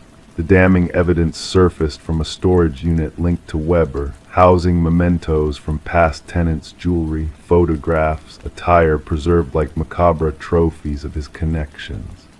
Weber made no resistance upon his late-night arrest attempt, flashing a serene smile as handcuffs secured his wrists. "They all succumb to my voice eventually," he remarked to Shaw during interrogation. "The edifice communicates through me." The coroner's report unveiled a harrowing truth. Aliner had entered the ventilation system alive, likely lured in through the concealed passage. Traces of sedatives in her system indicated she was incapacitated, disoriented within the metallic labyrinth as she ventured deeper into the building's respiratory network, enticed by the whisper's promising sanctuary. Subsequent to Weber's apprehension, families of former tenants came forward, recounting missing possessions and loved ones plagued by paranoia, convinced of being under surveillance. A recurrent pattern emerged over the years, an unseen predator lurking within the walls, selecting victims, studying them, until the whispers melded into their reality. At trial, Weber maintained an unsettling calmness. His legal counsel advocated an insanity plea, citing evaluations depicting delusions of symbiosis with the structure. The prosecution countered with meticulous scheming, altered vents, concealed passages, detailed logs of his victims' routines. After a mere 4-hour deliberation, the jury rendered their unanimous verdict, guilty on all counts. As Weber exited the courtroom, he turned to Shaw, a smile devoid of warmth in his eyes. "They'll always perceive my presence," he intoned. "The edifice retains their echoes, the whispers persist." The vacant apartment building now stands as a somber testament. Despite renovations, changing ownership, fresh coats of paint, tenants remain transient. Reports abound of peculiar sounds emanating from the vents, whispers in the walls, chilling drafts carrying spectral voices. The heating system groans, the pipes rattle. It's nothing out of the ordinary, or so they reassure themselves. Story 21: The Realtor's Secret. The listing by the realtor made no mention of a basement. The blueprints, carefully examined by the eager family, revealed no hint of its existence. Yet as they peeled back the worn carpet in their new suburban home, a hidden door emerged, concealed beneath layers of time. The handle, heavy and rusted, resisted their efforts until 3 sets of hands finally wrenched it open. A rush of stale air, thick with the essence of damp earth, enveloped them as they descended the steps into the unknown depths below. Anticipating a storage space, they were met instead by a single chair illuminated by a swaying light bulb. Behind it, a row of photographs hung on the wall, capturing moments from their own lives. The Mercers, seeking character and history in their new abode, had not foreseen the extent of the house's dark past intertwining with their present. Detective Sarah Connors, accompanied by her partner, arrived at the scene to find the basement already a hive of activity, the crime scene unit meticulously documenting every detail. Mrs. Mercer's voice trembled over the phone as she described the chilling discovery beneath their living room floor. Connors wasted no time, instructing her team to secure the area and collect evidence before anyone else ventured below. The basement, small and suffused in a ghostly light, held a chair bolted to the floor beneath the harsh glow of a single bulb. But it was the wall of photographs that drew the detectives' gaze, images meticulously arranged, capturing the Mercers in their most intimate moments, each print marked with precise timestamps tracing back weeks. As the investigation unfolded, revealing no signs of forced entry or theft, the past of the property began to unravel. Previous owners had come and gone, each staying briefly before departing in haste, leaving behind a trail of unspoken dread. The house had a secret, a hidden chamber where an unseen observer had meticulously documented the lives of its unsuspecting inhabitants. Delving deeper, the investigators uncovered a clandestine monitoring station concealed behind the wall of photographs. A journal filled with chilling observations and handwritten by the house's elusive builder, Edward Kelvin, hinted at a disturbed mind fixated on the families within his creation. Kelvin's spectral presence loomed larger as evidence mounted, revealing a twisted fixation on the families who had unknowingly shared his dwelling. His voyeuristic tendencies, captured in audio recordings and hidden cameras, painted a picture of a man lost in his own delusions, believing himself the rightful guardian of the house and its transient occupants. The manhunt that ensued led to the discovery of Kelvin, a gaunt figure hiding in the shadows of the house he had built, his presence a specter haunting the very walls he had crafted. His detached demeanor during questioning, his conviction that the families had willingly become his subjects, painted a portrait of a man untethered from reality. As the legal proceedings unfolded and the true extent of Kelvin's surveillance network came to light, the families who had inhabited the house were left reeling, grappling with the violation of their privacy and the unsettling realization of their unwitting roles in Kelvin's twisted narrative. With the demolition of the property and the erasure of Kelvin's physical legacy, the family sought solace in the hope that the specter of the past would fade with time. Yet in quiet moments they found themselves casting wary glances at the corners and crevices of their new homes, questioning if they were truly alone, if the echoes of the past still lingered, unseen and unheard, within the walls that once sheltered them. Story 22. The ancient box lay hidden beneath layers of forgotten clutter in the dusty attic, a relic left behind by the previous occupants of the house. Among its contents were faded Polaroids capturing moments of joy and celebration, typical snapshots of family gatherings and birthdays, harmless scenes frozen in time. But as she reached the final photo, a sense of unease settled over her. The image depicted her very own living room, the familiar couch, the familiar curtains. Yet the family captured in the photograph was not hers, and in the background, barely discernible in the dim light, stood a man in the hallway watching. A shiver ran down Rebecca's spine as she scrutinized the photo, her fingers trembling slightly, causing the edges of the Polaroid to quiver.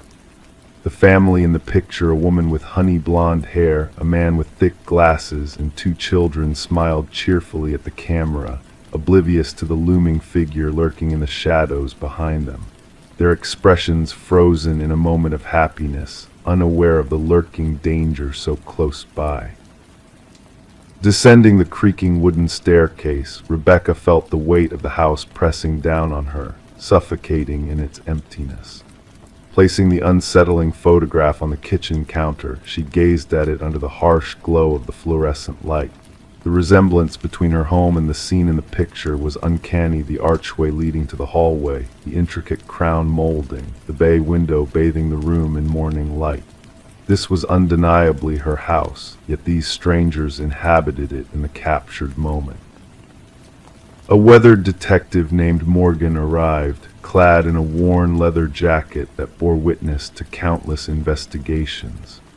His keen eyes scanned the photograph with a meticulous gaze, running a gloved finger along its edge before flipping it over to reveal a blank back.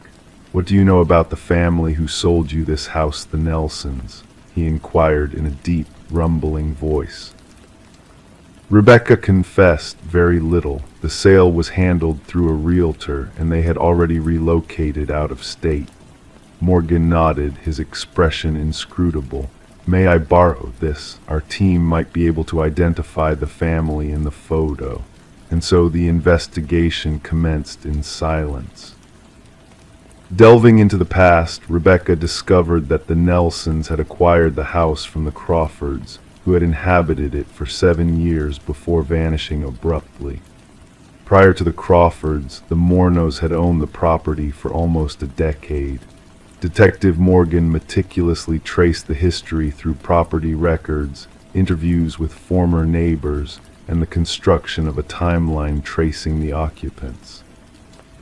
Unexpectedly, a breakthrough emerged. A retired mail carrier recognized the family in the photograph.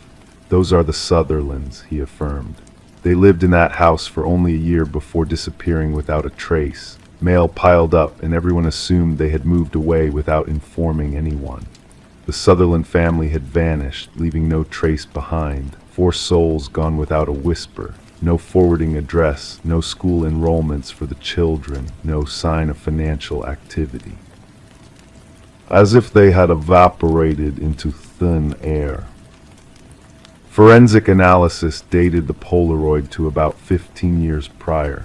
The technician pointed out minute details within the image, the peculiar pattern of dust particles suspended in the air, the eerie stillness of the subjects.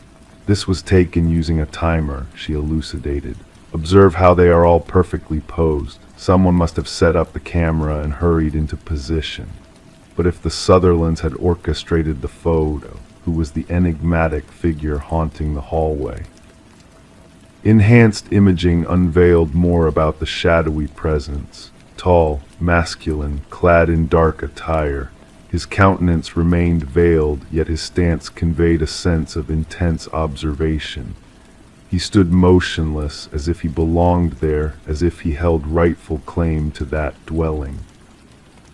Detective Morgan unearthed a chilling pattern. Prior to the Sutherlands, another family had dwelled in the house for precisely a year before evaporating into thin air, and before them another. 5 families over 5 years each vanishing without a trace after exactly 1 year of residency. Meanwhile, Rebecca had resided in the house for a mere 4 months. Delving further, the investigation uncovered ancient building records. The house had been crafted by a renowned architect of impeccable repute, yet the project manager had vanished near its completion. In his stead, a man named Samuel Whitfield had taken charge. Police archives yielded a solitary photograph of Whitfield, a tall, gaunt man with hollow cheeks and piercing eyes. When digitally aged and juxtaposed with the figure from the Polaroid, the match was undeniable. However, Samuel Whitfield's demise had been reported as transpiring in a construction mishap shortly after the house's completion, his body lost within the rubble of another building site. The focus of the inquiry shifted to the basement. Using ground-penetrating radar, anomalies beneath the concrete floor were detected, inconsistencies in density that defied explanation. As the jackhammers breached the surface, a putrid odor assaulted their senses. Buried beneath layers of concrete and soil, they unearthed them. Not merely the Sutherlands, but all the missing families, preserved immaculately in the cool, dry earth. Among their possessions lay a camera, the same camera that had captured the Polaroid discovered in the attic. And myriad more photographs, each unveiling a distinct family, smiling obliviously, while a spectral figure loomed in the shadows. The house was cordoned off as a crime scene, and Rebecca would never return. As investigators meticulously cataloged the evidence, they stumbled upon a hidden crawlspace concealed behind a false wall in the attic. Within lay a small cot, photographic equipment, and a journal brimming with meticulous observations of the families who had resided within. The final entry bore a date merely 3 days prior. The new one is different. She discovered my photograph too swiftly. I must expedite my plans. Under police protection, Rebecca relocated to a hotel. One restless night, her slumber was shattered by a ringing phone. Answering, she heard naught but ragged breathing. Then a click, followed by the mechanical whir of a Polaroid camera ejecting a photo. The investigation persists to this day. The house looms in silence, its windows veiled in darkness, its mysteries veiled. Samuel Whitfield remains elusive, his true identity shrouded in uncertainty. Some investigators speculate his demise decades ago, while others contend he merely sought out a new abode, a fresh persona, a new domain. And somewhere in a shadowed chamber, photographs develop new families, new abodes, new watchers in the shadows. The sole certainty is that those who quest for the truth regarding the man in the photograph are now under surveillance themselves. Story 23, the gentle current lazily flowed that tranquil morning, the water reflecting the soft light of dawn like a mirror. The fisherman, his mind occupied with the rhythmic sounds of nature, almost missed the sight of a lone suitcase bobbing near the shore. Initially dismissing it as a discarded item, he felt a subtle unease as he approached it. The pungent odor that emanated from the case was thick and unsettling, impossible to ignore. Wrapped in chains, its edges worn by time and exposure, the suitcase held a dark secret within its confines. Authorities summoned to the scene carefully pried open the rusty chains. What they discovered inside was not mere clothing, but a haunting sight that sent shivers down their spines. Within the depths of the case lay a tangle of hair, fingers frozen in a silent grasp, and at the very bottom, a chilling note that simply stated, "This isn't the first." Detective Sarah Mercer, a woman of sharp intuition and unwavering resolve, stood amidst the grim tableau, her delicate handkerchief pressed against her nose to ward off the overpowering scent. The victim, a woman in her mid-30s named Catherine Walsh, bore the marks of a life ended too soon.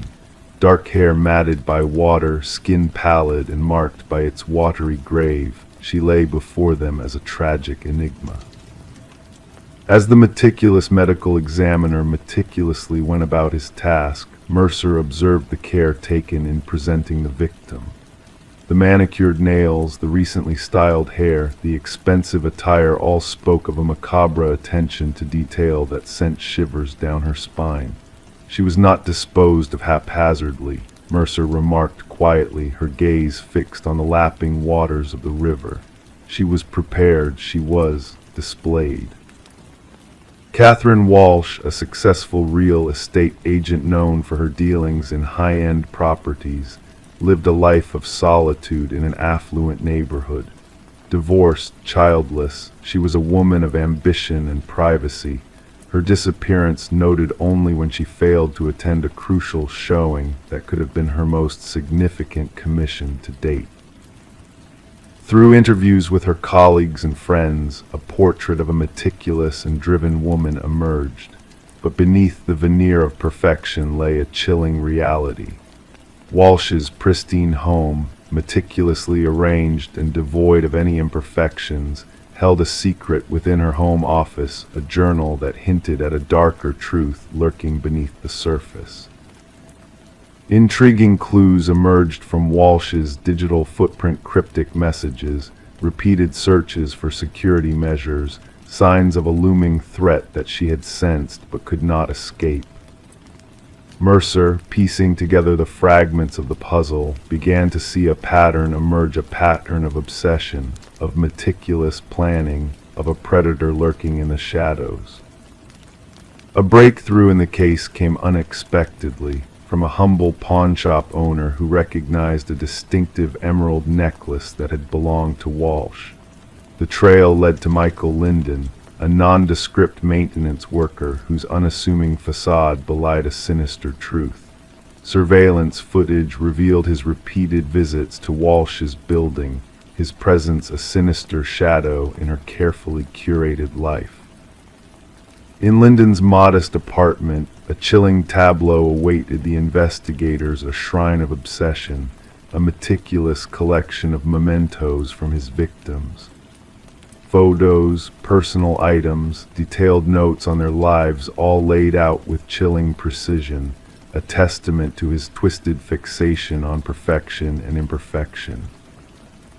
Confronted with the evidence, Linden's facade of normalcy crumbled, revealing a cold and detached figure who saw himself as a purveyor of justice, a corrector of flaws in the women he deemed imperfect. His chilling admission sent a shiver through the interrogation room, a stark reminder of the darkness that can hide behind a seemingly ordinary facade. As the truth of Linden's crimes came to light, the families of the victims found closure in his conviction, a life sentence that ensured he would never walk free again. Detective Mercer, haunted by the case, found herself grappling with unanswered questions: what drove Linden to his twisted acts? What inner demons led him down a path of darkness and obsession? The river, oblivious to the tragedies it had borne witness to, continued its tranquil journey downstream, carrying away all traces of the past. But in the quiet precinct on Mercer's desk lay reminders of the chilling case notebooks filled with the meticulous details of lives cut short, a testament to the darkness that can lurk beneath the surface of seemingly ordinary lives. And so, as the world drifted into peaceful slumber, the echoes of a haunting truth lingered in the stillness of the night, the knowledge that sometimes the most dangerous predators are not those who lurk in the shadows, but those who move among us unseen and unnoticed, waiting for the perfect moment to strike. Story 24. In a quiet corner of the precinct, a worn envelope sat patiently, its once crisp edges now tinged with the passage of time. A fresh stamp adorned its face, a stark contrast to its aging appearance, hinting at a recent journey. The detective, known for her keen eye and unwavering determination, approached the envelope with a sense of anticipation. Carefully she unfolded it, revealing a single sheet of paper within. The message, typed in a hurried and uneven script, held a cryptic confession: "I am sorry for what I did." As Detective Sarah Morgan read the words, a sense of unease settled upon her. The paper felt strangely damp, a faint scent of iron lingering in the air. It was only upon closer inspection that she noticed a reddish smear along the bottom edge, a chilling reminder of the darkness that often lurked within the shadows of the past. With a steady hand, she placed the letter into an evidence bag, her gloved fingers moving with practiced precision. The forensics team's analysis confirmed her suspicions. The reddish stain was indeed human blood, a haunting echo of an unsolved homicide that had haunted the department for years. The victim, a young journalist named Rebecca Warren, had been found in her apartment, her life cut short by multiple stab wounds. Her laptop was missing, her notes scattered like fallen leaves, hinting at a story left untold. The arrival of the letter, addressed simply to Homicide Division, breathed new life into a case long thought cold. The paper and envelope yielded few clues, only faint smudges hinting at the sender's cautious touch. But it was the postmark that offered a glimmer of hope, a thread to follow in the darkness. Gathering her team in the dimly lit briefing room, Detective Morgan pinned the image of the letter at the center of the board, a silent challenge to the unknown adversary. "This changes everything," she declared, her voice steady yet tinged with a hint of apprehension. "Our killer has broken their silence." Detective James Chen, her steadfast partner in the pursuit of truth, studied the letter with a critical eye. "Or perhaps they seek to deceive us," he offered, his words a whisper of doubt in the stillness of the room. "The blood may be a ruse, a macabre game meant to unsettle us." As the investigation unfolded, the unique impression patterns of the typewriter led them down a winding path of discovery. An antique model, long forgotten by time, emerged as a key piece of the puzzle. They combed through dusty shops and hidden collections, following the faint trail of a ghost from the past. Delving into Rebecca's life revealed a portrait of courage and determination. Her editor spoke of her unwavering pursuit of truth, her fearless dedication to uncovering the shadows that danced at the edges of society. Her latest assignment, a deep dive into a family's secrets, hinted at a darkness that few dared to confront. Interviewing Rebecca's boyfriend, Michael Barnes, uncovered a thread of fear woven into the tapestry of the investigation. His words, once filled with grief, now carried a weight of guilt and regret. She was being followed, he confessed, his voice a whisper in the silence. "I should have listened, should have protected her." Amidst the shadows of uncertainty, a second letter arrived, bearing the same ominous mark of blood. The message, longer this time, spoke of secrets buried deep, of a truth too dangerous to be revealed. The tendrils of the investigation led them to the doorstep of a grand mansion, where the echoes of the past whispered of betrayal and greed. In the heart of the mansion, they confronted the eldest son, Richard, a man shrouded in shadows and secrets. His collection of antiques held a silent witness to the crimes of the past, a trail of breadcrumbs leading to the truth. As the net drew tighter, the facade of innocence crumbled, revealing a darkness that lay hidden beneath a veneer of respectability. A breakthrough came in the form of microscopic fibers, linking the envelopes to a custom stationery used exclusively by the family's youngest daughter, Eleanor. Her revelation of Richard's deception set the stage for the final act, a reckoning long overdue. A hidden room filled with damning evidence painted a portrait of guilt and betrayal.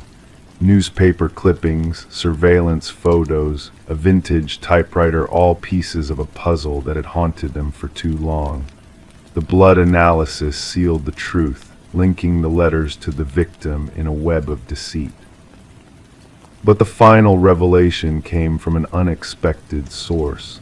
Eleanor's recording, capturing the chilling conversation between Richard and Michael, laid bare the depths of their depravity. "She needs to be silenced permanently," Richard's voice echoed in the darkness, a damning confession of his sins. As the wheels of justice turned, Michael's testimony shattered the veil of lies, paving the way for a trial that would reveal the true face of evil. Richard's protests of innocence crumbled beneath the weight of the evidence, his facade of respectability torn asunder. In the hushed confines of the courtroom, Detective Morgan approached Rebecca's parents, her gaze filled with a silent understanding. No words could heal the wounds left by loss, but justice, hard-won and long overdue, offered a measure of solace. The blood-stained letters, silent witnesses to a crime long concealed, found their resting place in evidence storage, a reminder that even the darkest secrets cast a long shadow. The case of Rebecca Warren, a tale of darkness and redemption, stood as a testament to the power of truth and the unyielding pursuit of justice in a world haunted by shadows. Story 25. It was a strange occurrence, a mere pocket dial filled with static and muffled sounds that caught the attention of the operator. Initially dismissed as a trivial mishap, it soon revealed a chilling truth. Amidst the garbled noises, a voice emerged, a woman's voice, whispering urgently, "He's here." And then an eerie silence descended. The phone number traced back to an empty house, a place abandoned to time for years on end. No signs of forced entry, no disturbances to be found. Yet in the quiet solitude of the dusty kitchen, a phone rested on the counter, its screen softly glowing. The call had been placed mere minutes ago. Detective Morgan Reed found herself drawn back to the playback button, the haunting whisper replaying in her mind like a persistent specter. Desperation and fear laced the voice, rendering it both haunting and inexplicable. The abandoned property bore the mark of the Sullivan family, who had vacated the premises following a devastating house fire that ravaged the West Wing. Since then, the house stood empty, save for the occasional visit from a caretaker who swore no one had trespassed in years. "Background check on the number," Morgan inquired of her partner, Detective Walsh. The response revealed the number belonged to Catherine Sullivan, the daughter of the former residents. Tragically, Catherine had perished 3 years prior in a car accident, her existence now confined to memories and whispers in the wind. As Morgan gazed at the evidence bag containing the enigmatic phone, the pieces of the puzzle refused to align. A deceased woman's phone making calls from a derelict house, it defied logic. The forensic team's efforts yielded little, with no fingerprints of value on the device, only elusive smudges that defied identification. No trace of footprints leading to or from the house, no breach in the sealed windows or locked doors. The phone seemed to have materialized on the counter, disturbing only the layer of dust where it now rested. The recording, a mere 11 seconds of static, faint breathing, and 5 frantic words, became the focal point of their investigation. Voice analysis linked the voice to Catherine Sullivan with an unsettling 98% certainty, mirroring her timbre from archived videos. The timestamp further deepened the mystery, placing the call at the precise moment of Catherine's untimely demise 3 years prior. Morgan and Walsh delved into Catherine's past, interviewing those who had known her. Her father, now remarried, appeared genuinely perplexed by the unearthly call. Her mother, residing in a modest apartment, crumbled at the sound of the recording, recognizing her daughter's voice with a shiver of anguish. Mark Jennings, Catherine's former boyfriend at the time of her passing, provided an alibi for the night of the call, corroborated by witnesses and hospital records. The pieces of the puzzle refused to fit, the narrative defying conventional explanation. Yet a breakthrough emerged when Catherine's mother contacted Morgan, her voice trembling with a newfound revelation. "I found something in her belongings," she confessed. "Katie kept a journal. The final entry, it holds the key." Within the weathered pages of Catherine's journal lay a tale of love turned dark, of control and fear festering beneath the surface. The entries chronicled a descent into isolation and dread, culminating in a chilling declaration. "He found out I'm leaving. He's furious. If anything happens to me, it wasn't an accident." Confronted with the damning evidence, Mark's fadeck crumbled under Morgan's scrutiny. Denials rang hollow in the face of Catherine's poignant words, etched in ink as a testament to her harrowing reality. The accident report's details, once overlooked, now painted a sinister picture. Mark's presence at the crash site before emergency services, his knowledge of her whereabouts, all pieces of a malevolent design. A revisit to the accident site unearthed a buried truth. 20 feet from the wreckage, Catherine's actual phone, clandestine and concealed. Forensic analysis of the buried device unveiled deleted messages exchanged with her sister on the fateful night. Mark found out I'm leaving him. He's following me in his car. And later, the chilling revelation, he's forcing me off the road. The re-examination of Catherine's autopsy photos laid bare the brutality of her demise. Injuries inconsistent with a mere vehicular accident, signs of struggle and violence etched into her form. The truth, once obscured, now stood stark and unyielding. Mark's apartment revealed a shrine to Catherine, a macabre collection of memories and stolen relics. Among his possessions lay the tools of deception and audio manipulation software and scripts detailing the creation of the spectral call that had haunted them all. His twisted game, a bid to evade justice through spectral machinations, had been unraveled. As the manhunt culminated in Mark's apprehension, the truth surfaced in all its grim clarity. She wouldn't stay silent, he confessed to Morgan, his chilling admission a testament to his depravity. The courtroom echoed with the weight of Catherine's voice, a spectral presence guiding them towards justice. The jury's swift verdict of first-degree murder brought a semblance of closure, a bittersweet victory in the face of tragedy. Catherine's mother clutched the journal to her chest, a silent tribute to her daughter's resilience and the enduring power of her voice. The phone from the abandoned house now rests in the evidence locker, a silent sentinel to a tale of darkness and redemption. Officers swear they occasionally hear it ring, a phantom echo of a life extinguished too soon. Catherine's story endures not as a ghostly whisper, but as a testament to the resilience of the human spirit, a reminder that even in silence, the voices of the fallen find a way to echo through the corridors of justice. Story 26. She entered through the front entrance, stirring up dust particles that danced in the stagnant air. The abandoned house stood frozen in time, its peeling walls and draped furniture telling tales of neglect. Each step she took felt like a journey into a suspended moment except for one peculiar detail. The doors. Every door she opened led her back to the same room, trapping her in a perplexing loop. No matter the path she chose, she always found herself back in the parlor. The only escape seemed to be the way she had entered. Yet, when she turned around, the front door had vanished into thin air. The revelation of Morgan Pierce's lifeless body turned the once-forgotten Victorian into a scene of intrigue and mystery.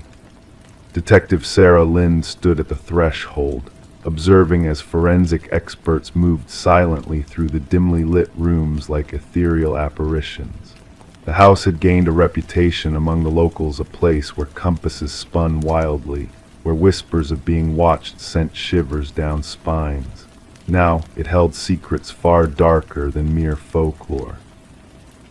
The initial examination suggests she passed approximately 3 days ago, the medical examiner murmured, his voice barely audible. The cause of death appears to be asphyxiation.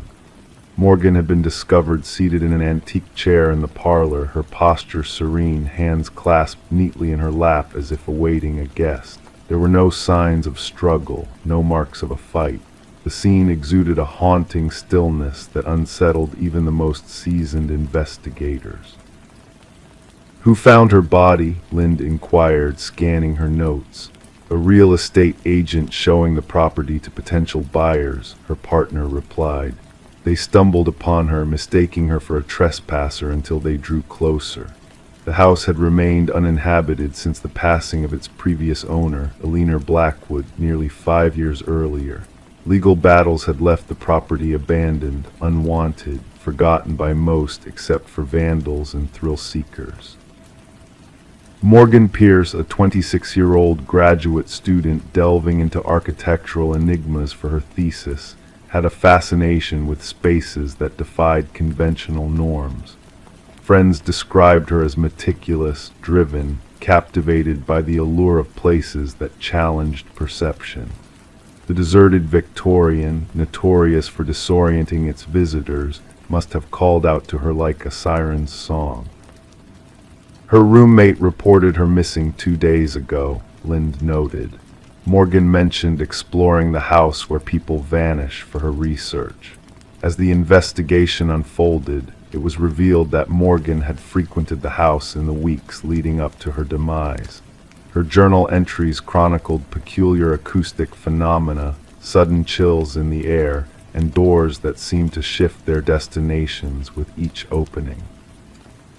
In her final entry, she spoke of bringing specialized equipment to capture what she termed spatial irregularities. Yet, the equipment remained nowhere to be found. The autopsy uncovered a surprising detailed traces of a rare alkaloid in Morgan's system, derived from a plant utilized in shamanic rituals.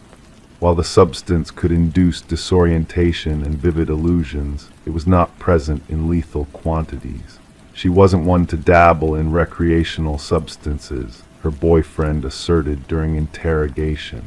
Morgan was meticulous in her research methods. She wouldn't have jeopardized her perceptions intentionally. Digital investigations unearthed remnants of deleted messages on Morgan's phone, correspondences with an individual who shared her intrigue for the house, someone who professed to comprehend its enigmatic nature. The exchanges grew increasingly intimate and cryptic. The house retains its memories, one message hinted. It longs for someone to unveil its truths.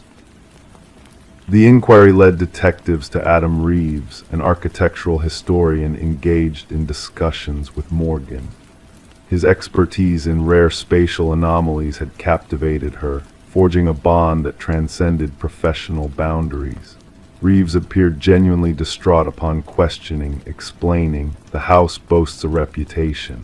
Its original designer wove optical illusions and false perspectives into its structure, intending to perplex and disorient." Morgan believed there was a deeper layer to it, something beyond mere design tricks. However, Reeves had a solid alibi for the estimated time of Morgan's passing. Surveillance footage placed him delivering a lecture at a university seminar miles away. A breakthrough emerged from an unexpected source, Alina Blackwood's grandson, now residing abroad. When contacted by investigators, he divulged a dark family secret buried for generations. "My grandmother wasn't the sole Blackwood to perish within those walls," he disclosed. "Others met their end there, always found in the parlor, always appearing at peace." The family referred to it as the claiming. He shared journals spanning decades, chronicling deaths initially attributed to heart failure or strokes. A pattern emerged: individuals spending prolonged periods in the house ultimately succumbed to what the family euphemistically called the influence. A secondary sweep of the premises unveiled a concealed compartment behind the parlor's fireplace. Inside, investigators stumbled upon Morgan's missing equipment and a startling discovery. A small chamber housed artifacts from diverse indigenous cultures, arranged meticulously in a geometric formation. At the center sat a weathered figurine, embodying a deity associated with liminal spaces, thresholds between realms. Residues on the artifacts matched the alkaloid detected in Morgan's system. The case took a sinister turn when forensic analysis of dust traces within the house hinted at another presence during Morgan's final moments. Partial fingerprints unrelated to Morgan or any known visitors were lifted from doorknobs throughout the residence. 3 weeks into the investigation, Adam Reeves was found lifeless in his apartment. Mirroring Morgan's fate, he was seated towards the entrance, an expression of tranquility gracing his features, the same alkaloid coursing through his veins. Clutched in his grasp was a key that fit no lock within his abode, but seamlessly matched the hidden compartment in the Victorian. In his parting email, preserved as a testament to his findings, Reeves inscribed, "The house doesn't ensnare you physically, it ensnares your perception." Morgan was correct, the doors lead where they always have, yet something distorts your sense of direction. Once you grasp the truth, departure is within reach, but by then the desire to leave dissipates. The case remains officially unresolved, catalogued as suspicious deaths under scrutiny. The Victorian now stands condemned, its access barred by authorities. Nonetheless, whispers linger of spectral lights flickering within on certain nights, and of visitors who vanish without a trace. Some locals argue that the house claims those who delve too deeply into its enigmas. Others contend that Morgan and Reeves unearthed a potent, age-old force existing within the interstices of conventional reality. The veracity of such claims remains as elusive as an exit in a house where all doors lead back to the beginning. Story 27. Once upon a time, a gentle flicker danced across the baby monitor screen, a fleeting anomaly that caught the mother's attention. Initially brushing it off as mere interference, she soon found herself enveloped in a world of static whispers. "SHHH, go back to sleep," a voice urged from the depths of the monitor. A shiver ran down her spine as her blood turned cold in her veins. With a racing heart, she dashed to her son's room, only to find an empty crib awaiting her panicked gaze. The window remained shut, the door securely locked. The only anomaly in the room was a plush rabbit, its unblinking black eyes fixed upon her in eerie silence. Rebecca's screams pierced the night, echoing until her throat was raw, drawing concerned neighbors to her doorstep.